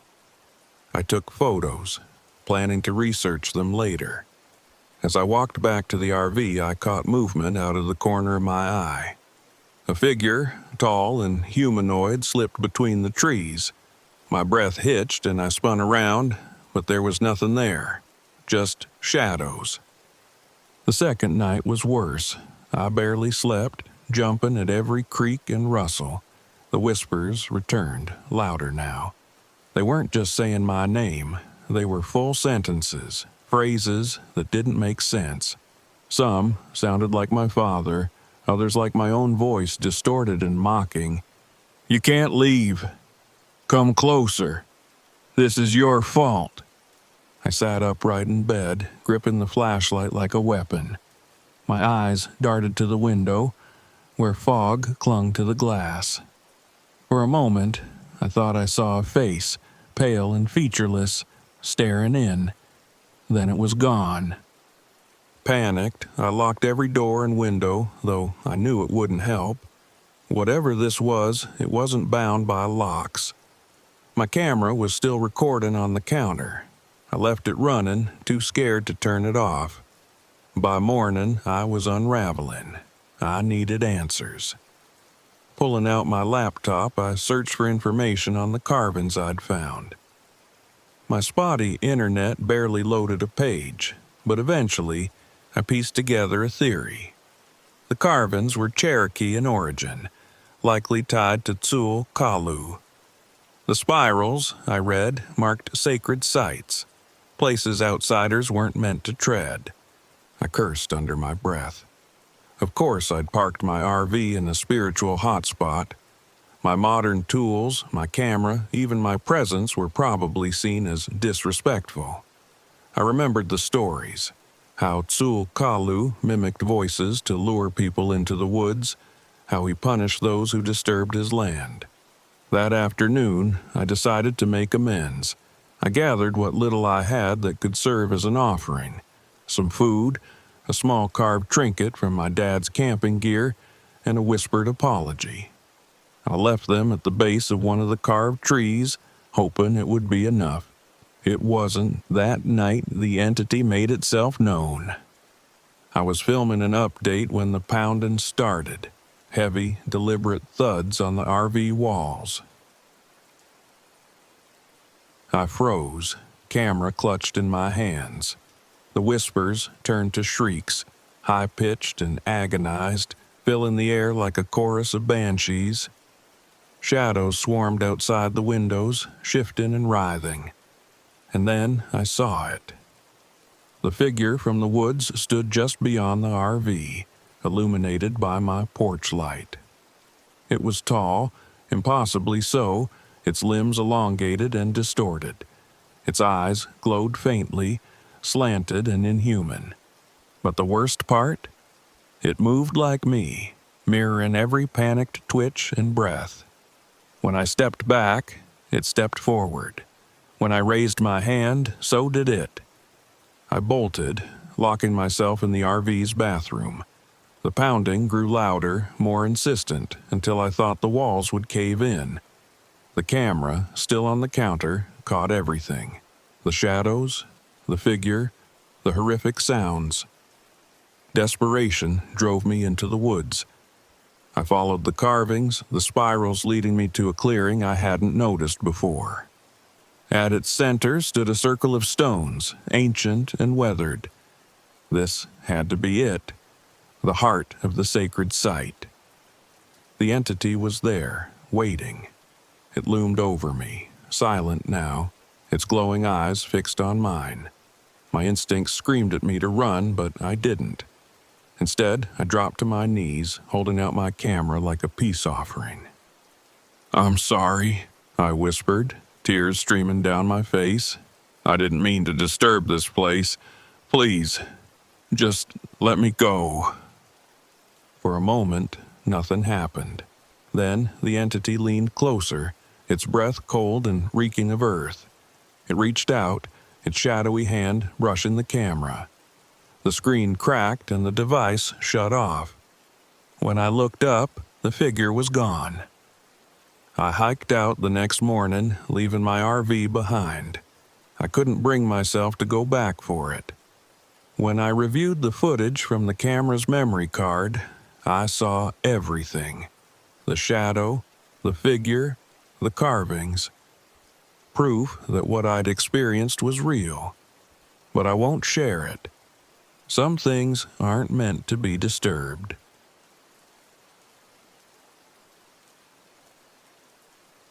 The rain had stopped hours ago, but the forest still smelled of damp earth and moss. Olympic National Forest stretched endlessly around me, a sea of towering trees and mist-shrouded hills. It was my kind of place, quiet, untouched, and remote, perfect for forgetting the rest of the world existed. I parked my RV in a clearing near Lake Crescent, one of the less traveled areas I'd found while scrolling obscure camping forums. A small trail led off into the woods nearby, marked only by a crooked wooden signpost. "Storm King," it read. That was my target for tomorrow, a steep, grueling climb, but supposedly worth it for the view. For now, I just wanted to settle in and enjoy the stillness. The first night started innocently enough. I made a small fire and set up my gear. The trees around me loomed tall and dark, their branches blotting out most of the stars. It was peaceful, or so I tried to convince myself. But something felt off. The forest was too quiet. I'd been camping long enough to know the sounds of the wild, chirping crickets, rustling leaves, the occasional distant howl. This place had none of that. It wasn't silent exactly, but there was an odd hum in the air, like a low vibration I could feel more than hear. I told myself it was just the wind playing tricks. Still, when I heard the crunch of footsteps outside my RV that night, my gut tightened. Grabbing my flashlight, I stepped outside, scanning the clearing. "Hello?" I called, my voice louder than I intended. The beam of light swept across the clearing, catching only damp grass and tree trunks. No movement. No eyes reflecting back at me. I shook my head, feeling foolish, and went back inside. Probably just a deer. But as I lay in my bunk, staring at the ceiling, I couldn't shake the feeling that I wasn't alone. The next morning, I set out early. The Storm King Trail started off easy enough, winding through the lush green undergrowth and ancient trees. The air was thick and damp, every breath tasting of pine and rain. An hour in, I noticed the first sign that something wasn't right. A small stack of stones sat in the middle of the trail, balanced so perfectly it had to be intentional. I paused, looking around, but saw no one. "Just some other camper," I muttered, stepping around it. But a few yards further, I found another stack. Then another. Each one more elaborate than the last, with feathers and small animal bones woven into the design. By the time I reached the fifth, unease prickled at the back of my neck. I should have turned back then. But instead, I pressed on, curiosity outweighing my better judgment. About 2 hours into the hike, I came across the unmarked trail. It was barely visible, more a faint indentation in the underbrush than a path. I stopped, hesitating. This wasn't on the map. But it was hard to resist the pull of the unknown. I glanced back at the main trail, then down the narrow, shadowy path. Just a quick detour, I told myself. The air grew colder as I followed the trail, the trees closing in tighter around me. The hum I'd noticed the night before returned, stronger now, making the hairs on my arms stand up. Then I saw it, a shrine. It sat in a small clearing, surrounded by ancient moss-covered totems. Each totem was carved from weathered stone, their faces indistinct but humanoid. In the center of the shrine lay a small pile of offerings. Bones, feathers, and what looked like a rusted pocket knife. The air felt heavier here, oppressive. I stepped closer, drawn by some invisible force. As I knelt to examine the carvings, a wave of nausea washed over me. The hum grew louder, almost deafening now, and the shadows around the clearing seemed to shift. That's when I saw it. A figure emerged from the trees, tall and shrouded in moss and bark. Its face was a blur of indistinct features, its eyes hollow and glowing faintly. It didn't move toward me, didn't make a sound. It just stood there, watching. My body screamed at me to run, but I couldn't move. The figure raised a hand, gesturing toward the path I'd come from. The message was clear. Leave. I stumbled back, nearly tripping over my own feet. By the time I reached the main trail, the figure was gone. I returned to the RV shaken but alive. I tried to rationalize what I'd seen, an optical illusion, a trick of the light, maybe even a person playing a prank. But deep down, I knew better. That night, the forest came alive. It started with the whispers, faint at first, but growing louder as the hours dragged on. They didn't form words exactly, just a cacophony of sounds that made my skin crawl. Then came the scratching. Something was outside, clawing at the walls of the RV. I grabbed a flashlight and swung open the door, determined to confront whatever it was. But the clearing was empty. Only the deep gouges in the dirt told me I wasn't imagining it. I retreated inside, locking the door. My heart pounded as the whispers grew closer, more insistent. Then the air turned cold, frost creeping along the inside of the windows. I huddled in the corner, gripping my flashlight like a weapon. When I dared to look up, I saw them. Figures circled the RV, barely visible through the fogged glass. Their shapes were warped, humanoid but wrong, like shadows twisted into something almost alive. They didn't try to get in, but their presence pressed against me, suffocating. By dawn, they were gone. The frost melted, and the forest was eerily still. I should have left then and there, but my curiosity wouldn't let me. I had to know what they were, what they wanted. I returned to the shrine, pocketing the knife I'd found the day before. As I approached, the whispers started again, louder this time.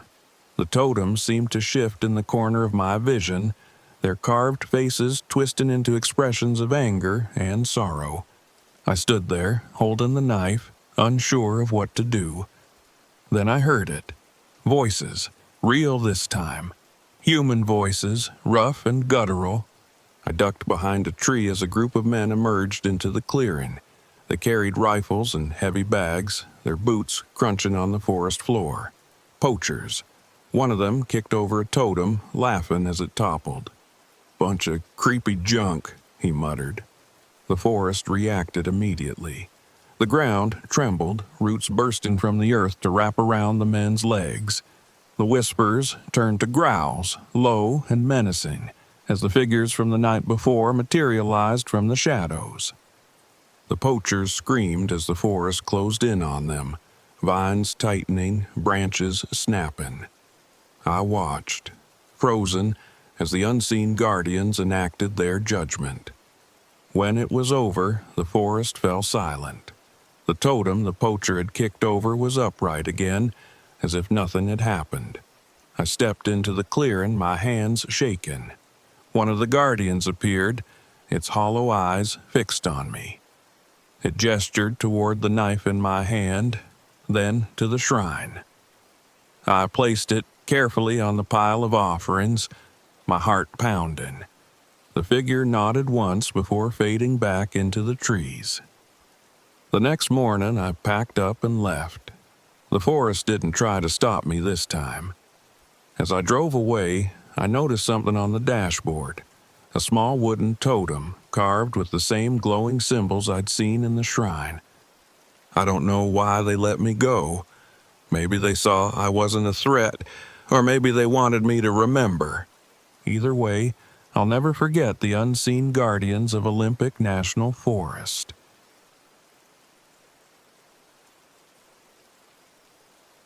I never imagined a forest could feel alive, not in the comforting, tranquil way I'd always thought of nature, but alive in a watchful, unnerving sense.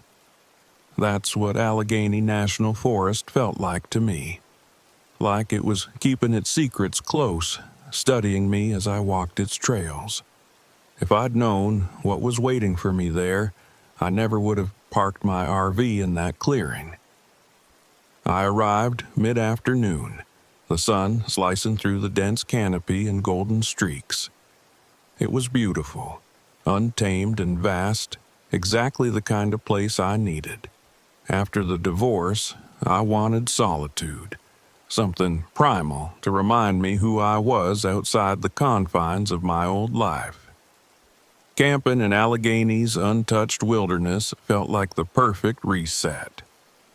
The North Country Trail was supposed to be my gateway to adventure. I parked my RV at an off-the-grid trailhead I'd read about in an obscure camping forum. There were no other vehicles, no signs of people, just me, my supplies, and miles of forest. It felt liberating. For the first hour, I hiked along a well-worn path, breathing in the earthy scent of moss and pine. Then I saw it, a faded, overgrown road branching off to the right. I stopped, curiosity tugging at me. It wasn't on the map. Something about it felt off. The kind of eerie that makes you want to turn back and also keeps you rooted in place. I told myself it was just an old logging trail. Nothing sinister about that, right?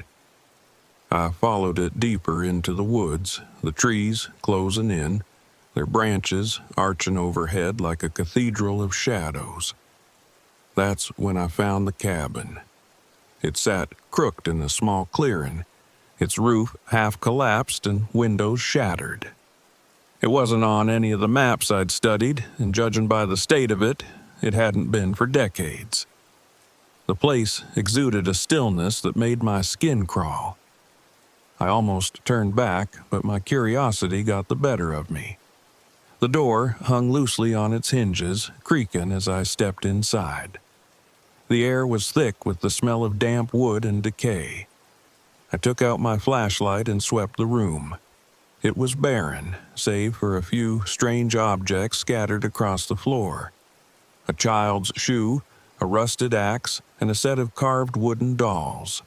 One of the dolls looked like it had been burned, its features blackened and warped. I crouched to examine it and noticed something carved into the wall above it. "Leave us." The words were crude, jagged, like they'd been scratched in haste. My pulse quickened. I told myself it was just some old relic from the past, settlers trying to ward off trespassers. Still, I didn't linger. That night, I couldn't sleep. The forest was too quiet, as if the usual sounds of crickets and rustling leaves had been swallowed whole. I lay in the RV, staring at the ceiling, listening for anything. Then, just as I was about to drift off, I heard it. A faint crunching sound, like footsteps on leaves. I froze. My first thought was a bear. I grabbed my flashlight and stepped outside, scanning the trees. Nothing. The air was still, the fire I'd built earlier now reduced to embers. I called out, my voice shaky. "Hello? Anyone there?" No response, just silence. I stood there for what felt like an eternity before retreating back to the RV, locking the door behind me. I told myself it was just my imagination, that the forest was playing tricks on me, but deep down, I didn't believe it. The next day, I couldn't shake the feeling of being watched. Every rustle of leaves, every snapping branch made me turn my head. I tried to focus on the trail, but my thoughts kept drifting back to the cabin, to the words on the wall. What had happened there? My answer came sooner than I expected. I returned to the cabin, drawn by some invisible pull. This time, I searched more thoroughly, moving aside debris and pulling at loose floorboards. That's when I found it, a hidden compartment in the floor. Inside were yellowed papers, brittle with age. They looked like letters written in a spidery script that was hard to decipher. But one thing was clear, they weren't happy letters. The writer, a woman, described a harsh winter, her family starving and desperate. She mentioned a group of strangers who came seeking shelter, indigenous people based on her descriptions. The family had let them in, but fear and mistrust festered. The letters became darker, detailing violence, blood, and betrayal. The last line sent a chill through me. "We are cursed. The forest will not forgive." That evening, the whispers began. At first, I thought it was the wind, but the more I listened, the clearer it became. Words, my name, spoken in voices that weren't mine. They drifted through the trees, too faint to pinpoint but impossible to ignore. I stayed by the fire, clutching the journal like a lifeline. The RV felt too vulnerable, its thin walls no match for the unease creeping into my bones. Then I saw her. A figure stood at the edge of the firelight just beyond the clearing. A woman in a tattered dress, her face pale and hollow. She didn't move, didn't speak. She just stared at me with empty eyes. My flashlight flickered as I turned it toward her. When the beam hit where she'd been, she was gone. I didn't sleep that night. Every time I closed my eyes, I saw her face.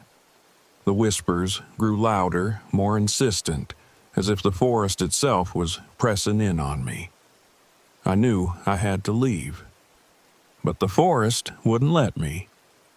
The trail that had been so clear before now twisted and turned, looping back on itself. Every path I took led me back to the cabin. By midday, I was frantic, my breaths coming in short, panicked gasps. The forest felt alive, its trees shifting to trap me. Shadows darted in my peripheral vision, but when I turned, nothing was there. I stumbled back to the RV, heart pounding. My only thought was to drive out of there, but the RV wouldn't start. The engine sputtered, then died, leaving me stranded. I slammed my fists against the steering wheel, shouting curses into the empty forest. That night was the worst. The whispers were inside now, filling the RV with their mournful chorus. Shadows pressed against the windows, and the pale woman appeared again, closer this time. Her lips moved, but no sound came out. I screamed, grabbing the flashlight and waving it wildly, but it didn't faze her. The temperature dropped, frost creeping along the inside of the windows. My breath came out in white clouds. In a moment of desperation, I grabbed the artifacts I'd found in the cabin and threw them into the fire. The child's shoe, the dolls, the letters, they all burned, the flames leaping unnaturally high. The whispers rose to a deafening pitch, then stopped abruptly. The frost melted and the air warmed. When I looked outside, the woman was gone. By morning, the RV started without issue. The trail was clear again, the forest no longer pressing in. I drove out of Allegheny, not stopping until I was miles away. The forest had let me go, but I could still feel its weight, like it had left a mark on me. I never went back. But I'll always remember the faces of the ghosts who lingered there, caught in a cycle of pain and betrayal. Some places hold on to their history, refusing to let it fade, and some secrets should stay buried.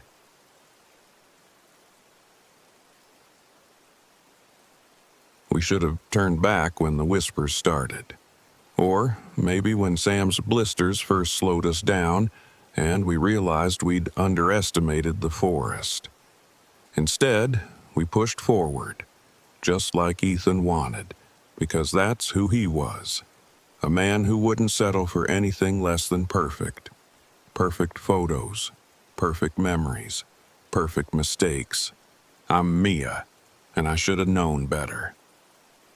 Just a little further, guys, Ethan called, his voice full of that boyish optimism that made me love and loathe him in equal measure. He was up ahead, camera in hand, his long strides devouring the trail like he'd been born in the woods. "I'm dying back here," Sam groaned, half joking, half serious. His hiking boots were new, stiff as bricks, and he was already limping after just a few miles. "Are we at the bridge yet?" "Not yet," I replied, trying to mask my growing irritation. "We'll set up camp soon. We need daylight to get a fire going." Ethan waved us on. "Come on. The light's perfect right now. I can't miss this." I shot him a glare he couldn't see. Sam trailed behind me, muttering curses under his breath. We were deep in Red River Gorge, a place Ethan had hyped up for weeks. He'd found pictures online, sprawling cliffs, sandstone arches, forests so thick they felt untouched. Perfect for his photography portfolio, and maybe, if we were lucky, a little relaxation.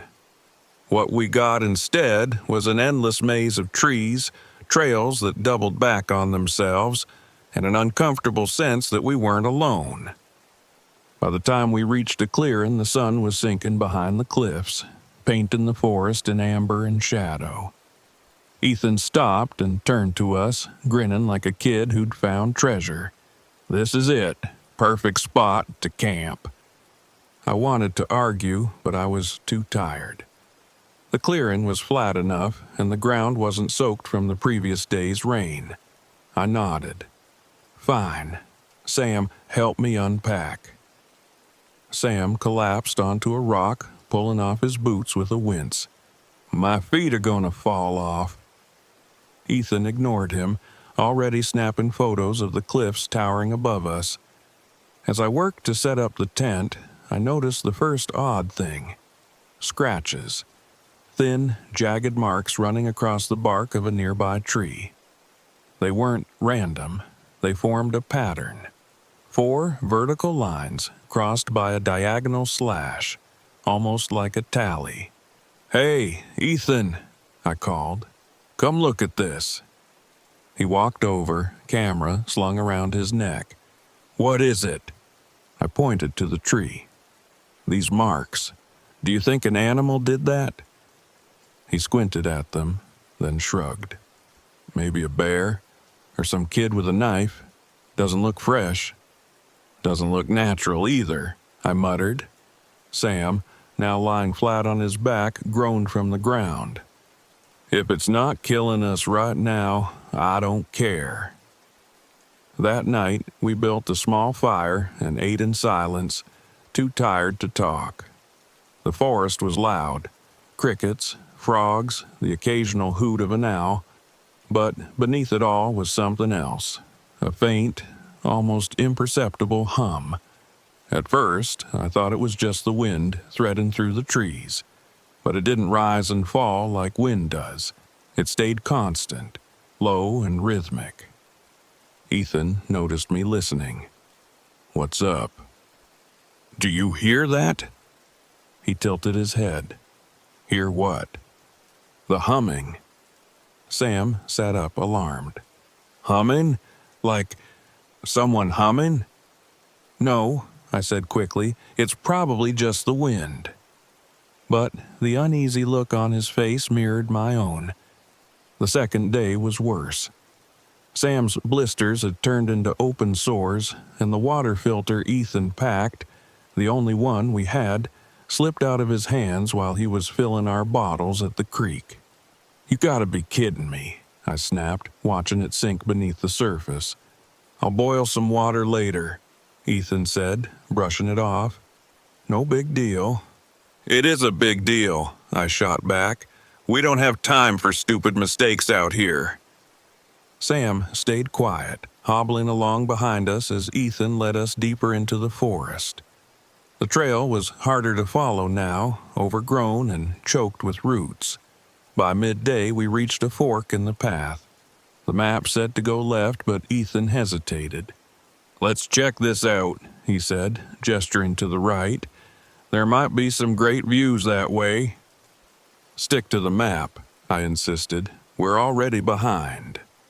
Ethan smiled, that infuriating, carefree smile. "Just a quick detour." "Fine," I snapped. "Do what you want. But if we're not back on track in an hour, we're turning around." Sam muttered something under his breath, but we followed Ethan.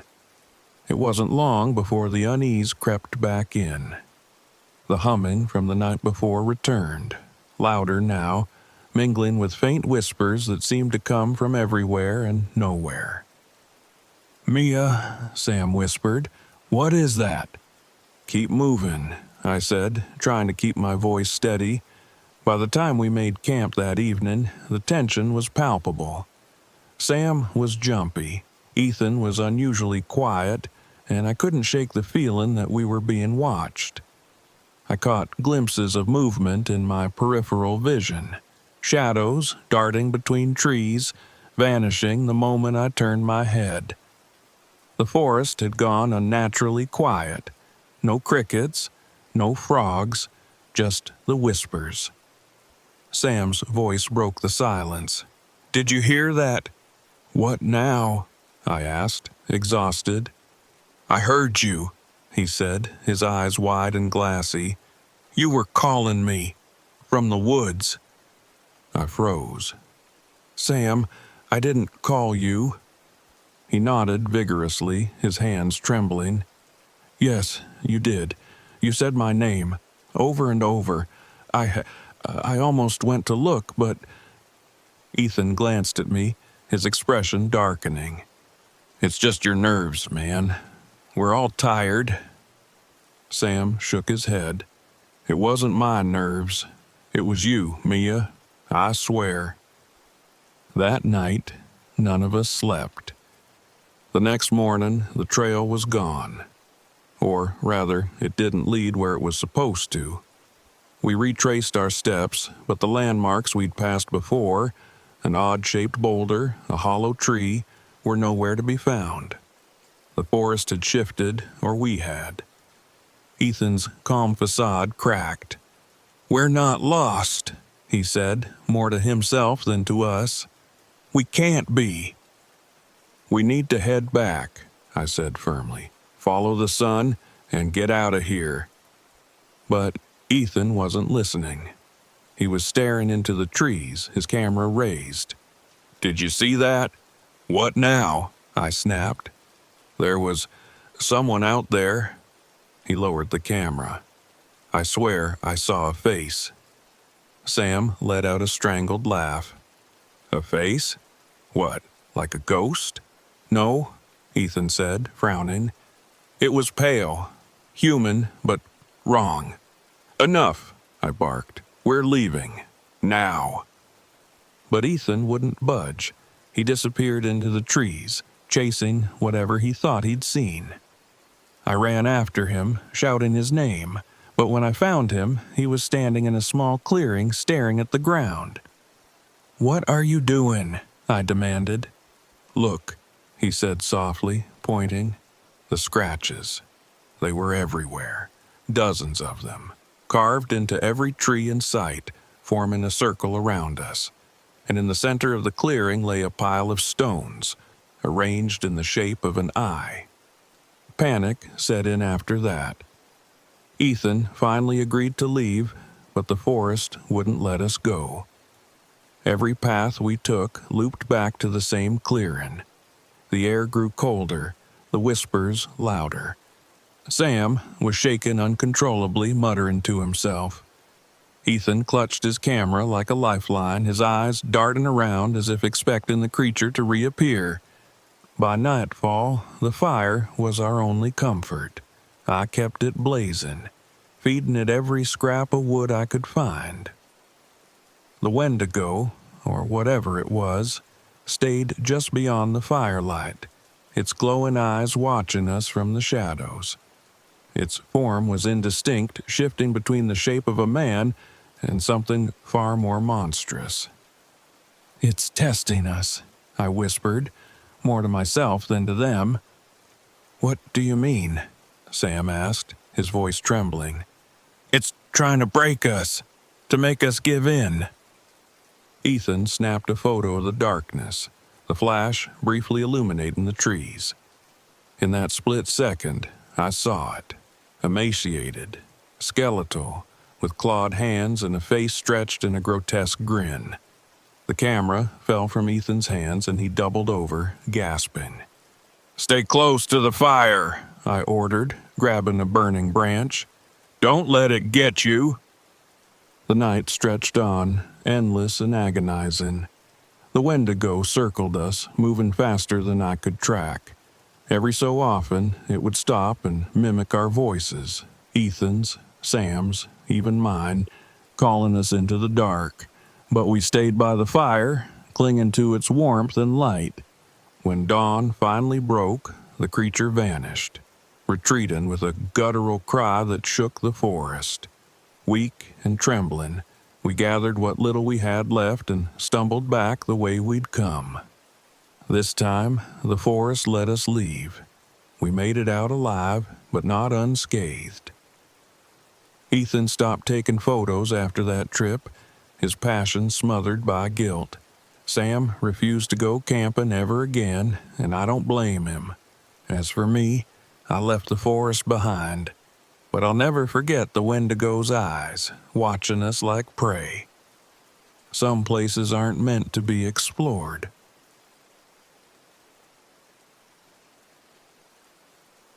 When the first light appeared, I thought it was just fireflies. It flickered at the edge of the swamp, faint but golden, pulsing like a heartbeat. I stood at the edge of the trail, watching it hover above the water, and reached for my camera. If this was what the locals called the Lantern Man, I needed to capture it. The stories had drawn me here, a mysterious swamp spirit, glowing lights luring people to their doom. It sounded like folklore to me, but folklore made for great photos. A haunting feature piece about ghostly lights in the Okefenokee swamp. It could get me out of my rut and maybe back into the editor's good graces. But when I looked through my viewfinder, the light vanished. I frowned, lowering the camera. The air was heavy with humidity, the kind that sticks to your skin and makes your lungs work harder. I took a step forward, off the trail, my boots sinking slightly into the spongy earth. "Come on," I muttered, searching for the light again. It was gone, as if it had never been there at all. The swamp at night is a different beast. By the time I got back to the RV, the sun was setting, and shadows stretched long across the ground. The heat didn't break, not even after dark. The still water mirrored the sliver of moon above, broken only by the occasional ripple from unseen creatures below the surface. I had parked at a small clearing, the only dry patch of land for miles. No cell service, no nearby campers, just me and the swamp. It was how I liked it, usually. Solitude gave me space to focus, to think. Lately, though, my thoughts hadn't been kind. I poured myself a drink and settled into the RV's tiny dining nook, flipping through the shots I'd taken earlier. Gators basking on logs, cypress trees draped in moss, the endless green of the swamp. Good shots, but not what I was here for. The Lantern Man was supposed to be the star, and so far, I had nothing. A thud jolted me from my thoughts. It came from outside. I froze, my glass halfway to my lips. The sound came again, this time closer. Something splashing in the water near the RV. I grabbed my flashlight and stepped out onto the small wooden platform that led to the water. The beam of light cut through the dark, illuminating nothing but rippling water and trees swaying gently in the breeze. "Hello?" My voice sounded small, swallowed by the vast silence of the swamp. No answer, just the steady hum of insects and the distant croak of frogs. I told myself it was probably a raccoon or some other nocturnal animal and went back inside. But I couldn't shake the feeling I wasn't alone. The next morning, I found the notebook. I'd left it on the table, open to a page of notes about the trip. But now it was outside, lying in the mud near the water's edge. The pages were smeared and torn, and my handwriting looked like it had been scratched through with sharp claws. "Damn it," I muttered, picking it up. The hair on the back of my neck prickled as I scanned the area. There were no footprints, no sign of anyone or anything nearby. I tried to focus on work that day, hiking out into the swamp with my camera and a bottle of water. The heat was stifling, the air thick with the metallic tang of stagnant water. My boots sank into the mud with every step, and the constant drone of mosquitoes was enough to drive anyone mad. I spent hours wandering, but the swamp offered nothing new. No ghost lights, no mysterious figures, just the endless expanse of green and brown, water and sky blending together in a way that made it impossible to tell where one ended and the other began. By the time I returned to the RV, I was exhausted and covered in bites. But as I approached, something caught my eye. A flicker of light, faint and golden, hovering near the tree line.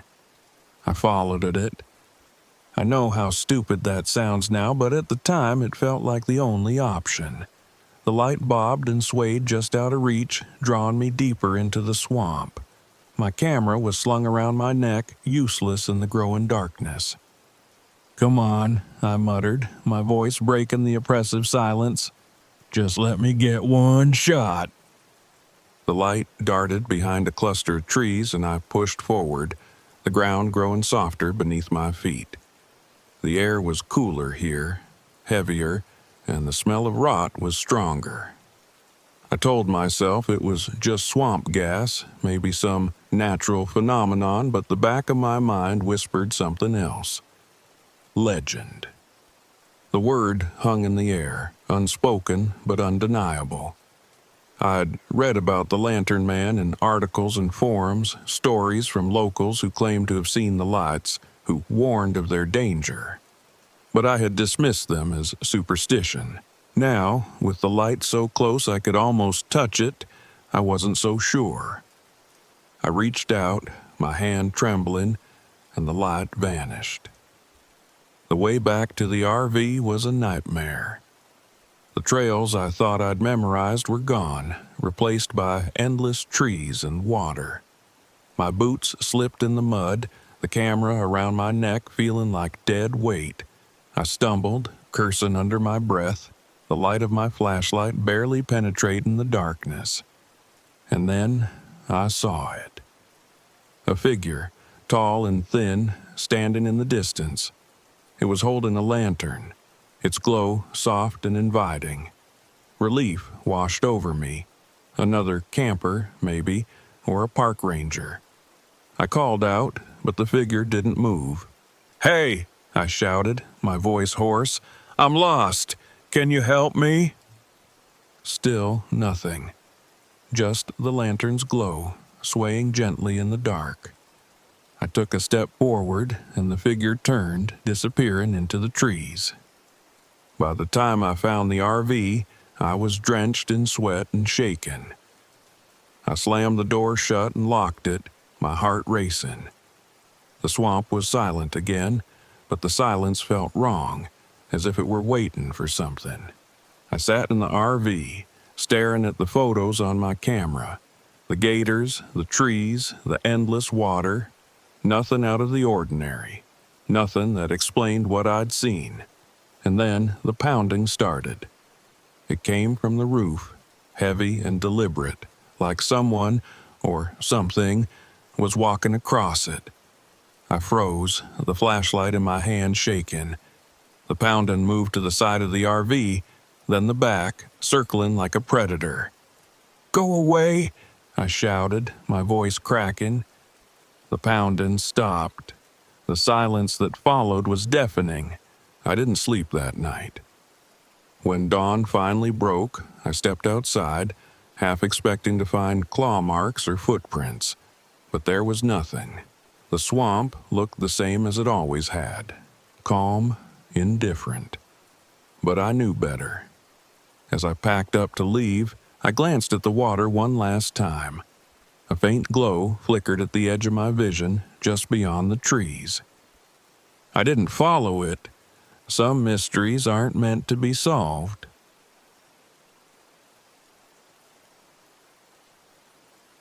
There's a kind of silence you only find in the forest. The sort that presses in from all sides, broken only by the occasional creak of a branch or a bird's cry. It was the silence that first made me uneasy. Not the kind that soothes, but the kind that reminds you just how alone you really are. I parked my RV at the edge of a clearing in Redwood National Park, far from the popular campsites. That was the point. No families roasting marshmallows, no groups of teenagers blasting music. Just me, the towering trees, and whatever clarity I hoped to find in this solitude. The past year had left me raw. My marriage, my sense of purpose, it had all crumbled. Writing was the only thing that hadn't abandoned me. My editor was waiting on a piece about RV camping in the nation's most stunning parks, and I had promised myself this trip would be more than a work assignment. It would be a reset. As I stepped out of the RV, I inhaled the crisp air and tried to shake off the nagging feeling I'd had since I entered the park. The feeling of being watched.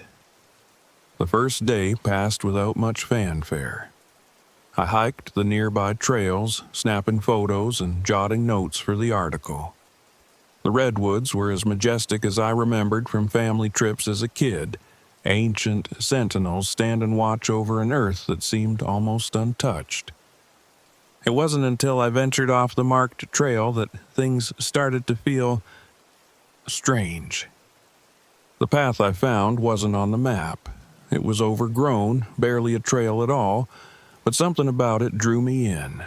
Curiosity, or maybe something deeper. I pushed through the brush until I emerged into a clearing. It was eerie, even in the daylight.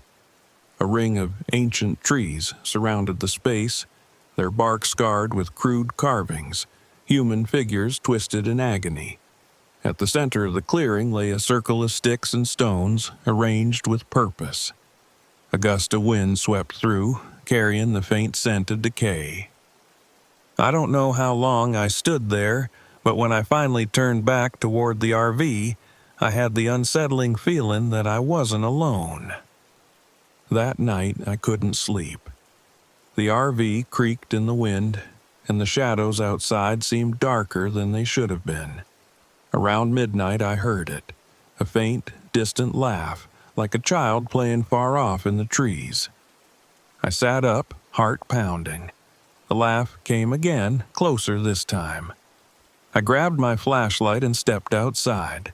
The beam cut through the night, revealing nothing but the towering trees. "Hello?" I called. The forest replied with silence. I stayed awake the rest of the night, listening to the occasional rustle of leaves and the whispers of wind that sounded almost like voices. The next morning, I tried to shake it off as my imagination. But when I stepped outside, I noticed something that hadn't been there before. Footprints. Bare, human-like, but too large to be normal. They circled the RV and led toward the clearing I had found the day before. I considered leaving, packing up and heading to a busier campsite where the most frightening thing I'd encounter would be a loud group of tourists. But something kept me there. Maybe it was stubbornness. Maybe it was the gnawing sense that I had to understand what was happening. Instead of leaving, I went back to the clearing. The wind was colder this time, biting at my skin despite the warm sunlight filtering through the trees. The stick circle was still there, but something had changed. A new item had been placed in the center, a small leather bag, weathered and cracked. Against my better judgment, I opened it. Inside were tiny carved dolls, each grotesque and human-like with twisted limbs and hollow eyes. My stomach turned as I examined them. Who would leave something like this here, and why? As I looked closer, I noticed other items around the clearing. An old rusted trap, a weathered photograph of a family I didn't recognize, and what looked like dried blood smeared on one of the trees. The oppressive silence deepened. I felt like an intruder, as though the forest itself wanted me gone. That night, I locked the RV's doors and double-checked the windows. I kept the flashlight within arm's reach, though it didn't do much to ease my nerves. Sleep was impossible. Every sound outside set my heart racing. Then came the voice. "Jake." It was soft, almost a whisper, but unmistakable. My heart stopped. "Jake!" It came again, my ex-wife's voice. I scrambled out of bed, clutching the flashlight. My hands shook as I shined the beam toward the windows.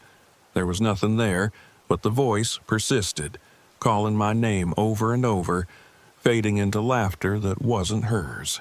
"Stop it!" I shouted, though I didn't know who or what I was yelling at. The laughter faded, leaving me in a silence so heavy it felt alive. The next morning, I found the clearing again. I don't know what drove me there. Maybe anger, maybe desperation. The carvings on the trees had changed. The crude figures were now staring at me, their eyes gouged into the bark. The stick circle had grown larger, and the leather bag was gone. As I turned to leave, I felt it. The presence. Something moved at the edge of my vision, a shadow too fast to follow. My breath caught and the hairs on my neck stood on end. I turned, but the forest was still. I stumbled back to the RV, my chest tight. I couldn't stay here another night. I needed to leave. I packed quickly, throwing everything into the RV and starting the engine. But the RV wouldn't move. The tires spun in place, stuck in the mud even though the ground looked dry. I tried again and again, but it was no use. As I stepped outside to investigate, I saw them. The same bare footprints from before, now surrounding the RV in a perfect circle. My chest tightened with panic. I couldn't stay here. I had to get out of the forest, no matter what. The final night was the worst. The voices came again, louder this time. My ex-wife. A child's laughter. The cries of people I didn't know, but who somehow seemed familiar. They echoed through the RV, coming from every direction. And then the pounding began. Something hit the sides of the RV, hard and fast, like fists or claws. The windows rattled, and I could hear the laughter, shrill and mocking outside. I shouted for it to stop, but it only grew louder. The pounding turned to scratching, long and slow, as though whatever was out there wanted me to know it could get in if it wanted to. When I thought I couldn't take it anymore, everything stopped. Silence. I sat there in the darkness, trembling. That's when I heard the whispers. I don't remember falling asleep, but I woke to find the RV door wide open. Outside, the stick circle from the clearing was now right in front of the RV.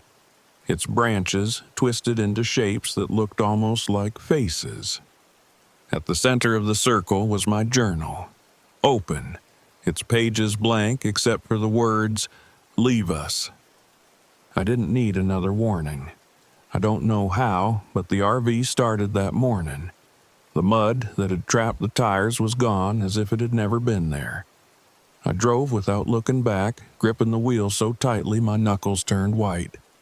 When I finally reached the main road, I pulled over and wept. The forest had let me go, but it had made one thing clear: I had intruded where I didn't belong. Whatever was out there had been watching, waiting, and it wasn't finished with me. Even now, as I sit here writing this, I can still hear it sometimes. The faint laughter, the whispers, the sound of my name carried on the wind. Some places aren't meant to be found. Some things are better left forgotten.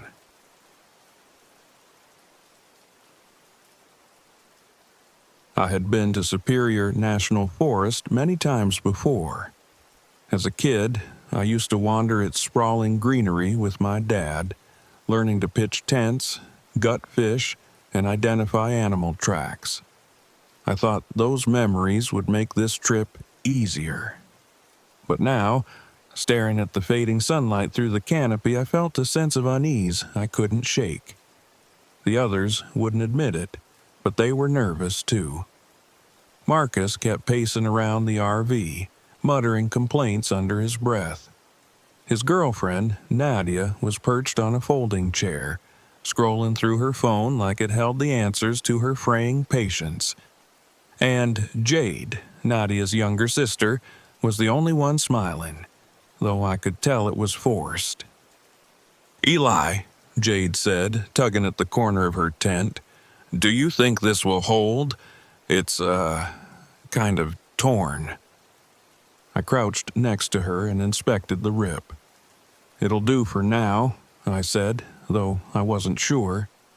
The generator had already failed, leaving us reliant on flashlights and a dwindling stack of firewood. Everything about this trip was breaking down. "Let me guess," Marcus shouted from behind me. "You don't have duct tape in your perfect wilderness kit?" I ignored the jab. Marcus had been like this the entire drive. sarcastic, short-tempered. It wasn't like him. Maybe it was the stress of his rocky relationship with Nadia, or maybe it was something else. Either way, I wasn't rising to the bait. "Let's eat," I said. "It's getting dark." The first night, I heard the cries. I was lying in my sleeping bag outside the RV staring at the stars. The air was crisp and still, save for the occasional hoot of an owl. Then, faint and distant, came a sound unlike anything I'd heard before.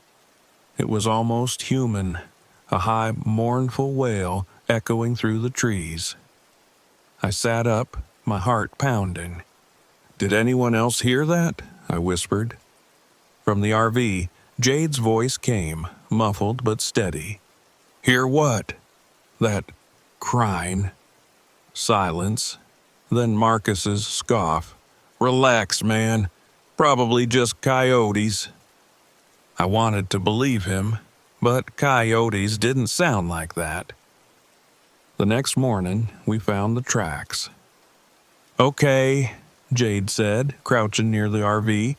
"What the hell made these?" She pointed to a set of footprints in the dirt. They were enormous, easily twice the size of a man's, and clawed at the tips. Marcus knelt beside them, chuckling nervously. "Bear," he said. "Gotta be." "No," I said. "Bear tracks are rounder. These aren't right." Nadia hugged her arms to her chest. "Let's just go hiking and forget about it, okay? We came here to have fun." I didn't argue, but I couldn't stop thinking about the tracks. Something was out there. By the second night, the tension between us had thickened like the smoke from our campfire. "You're always acting like you're better than me," Marcus snapped, glaring at me across the flames. "You think, because you grew up out here, you're the authority on everything?" "Marcus, stop," Nadia said, but he ignored her. "I'm just saying," he continued. "Maybe if you weren't such a control freak, your dad—" "Marcus!" Jade's voice cut through the air, sharp and sudden. I clenched my fist, staring into the fire. He didn't finish the sentence, but the damage was done. I stood and walked into the woods, letting the darkness swallow me. That's when I saw it. At first, it was just a flicker of movement at the edge of my vision, a tall, skeletal figure slipping between the trees. I froze, my breath hitching in my throat. The figure stopped, half hidden by the shadows, and I saw its eyes. They glowed faintly, like embers in the dark. "Who's there?" I called, my voice trembling. It didn't move. Then, with a sickening speed, it disappeared into the forest. When I returned to the campsite, Marcus was gone. "He said he needed space," Nadia explained, her arms crossed. "Took a flashlight and stormed off." I didn't say what I'd seen. Not yet.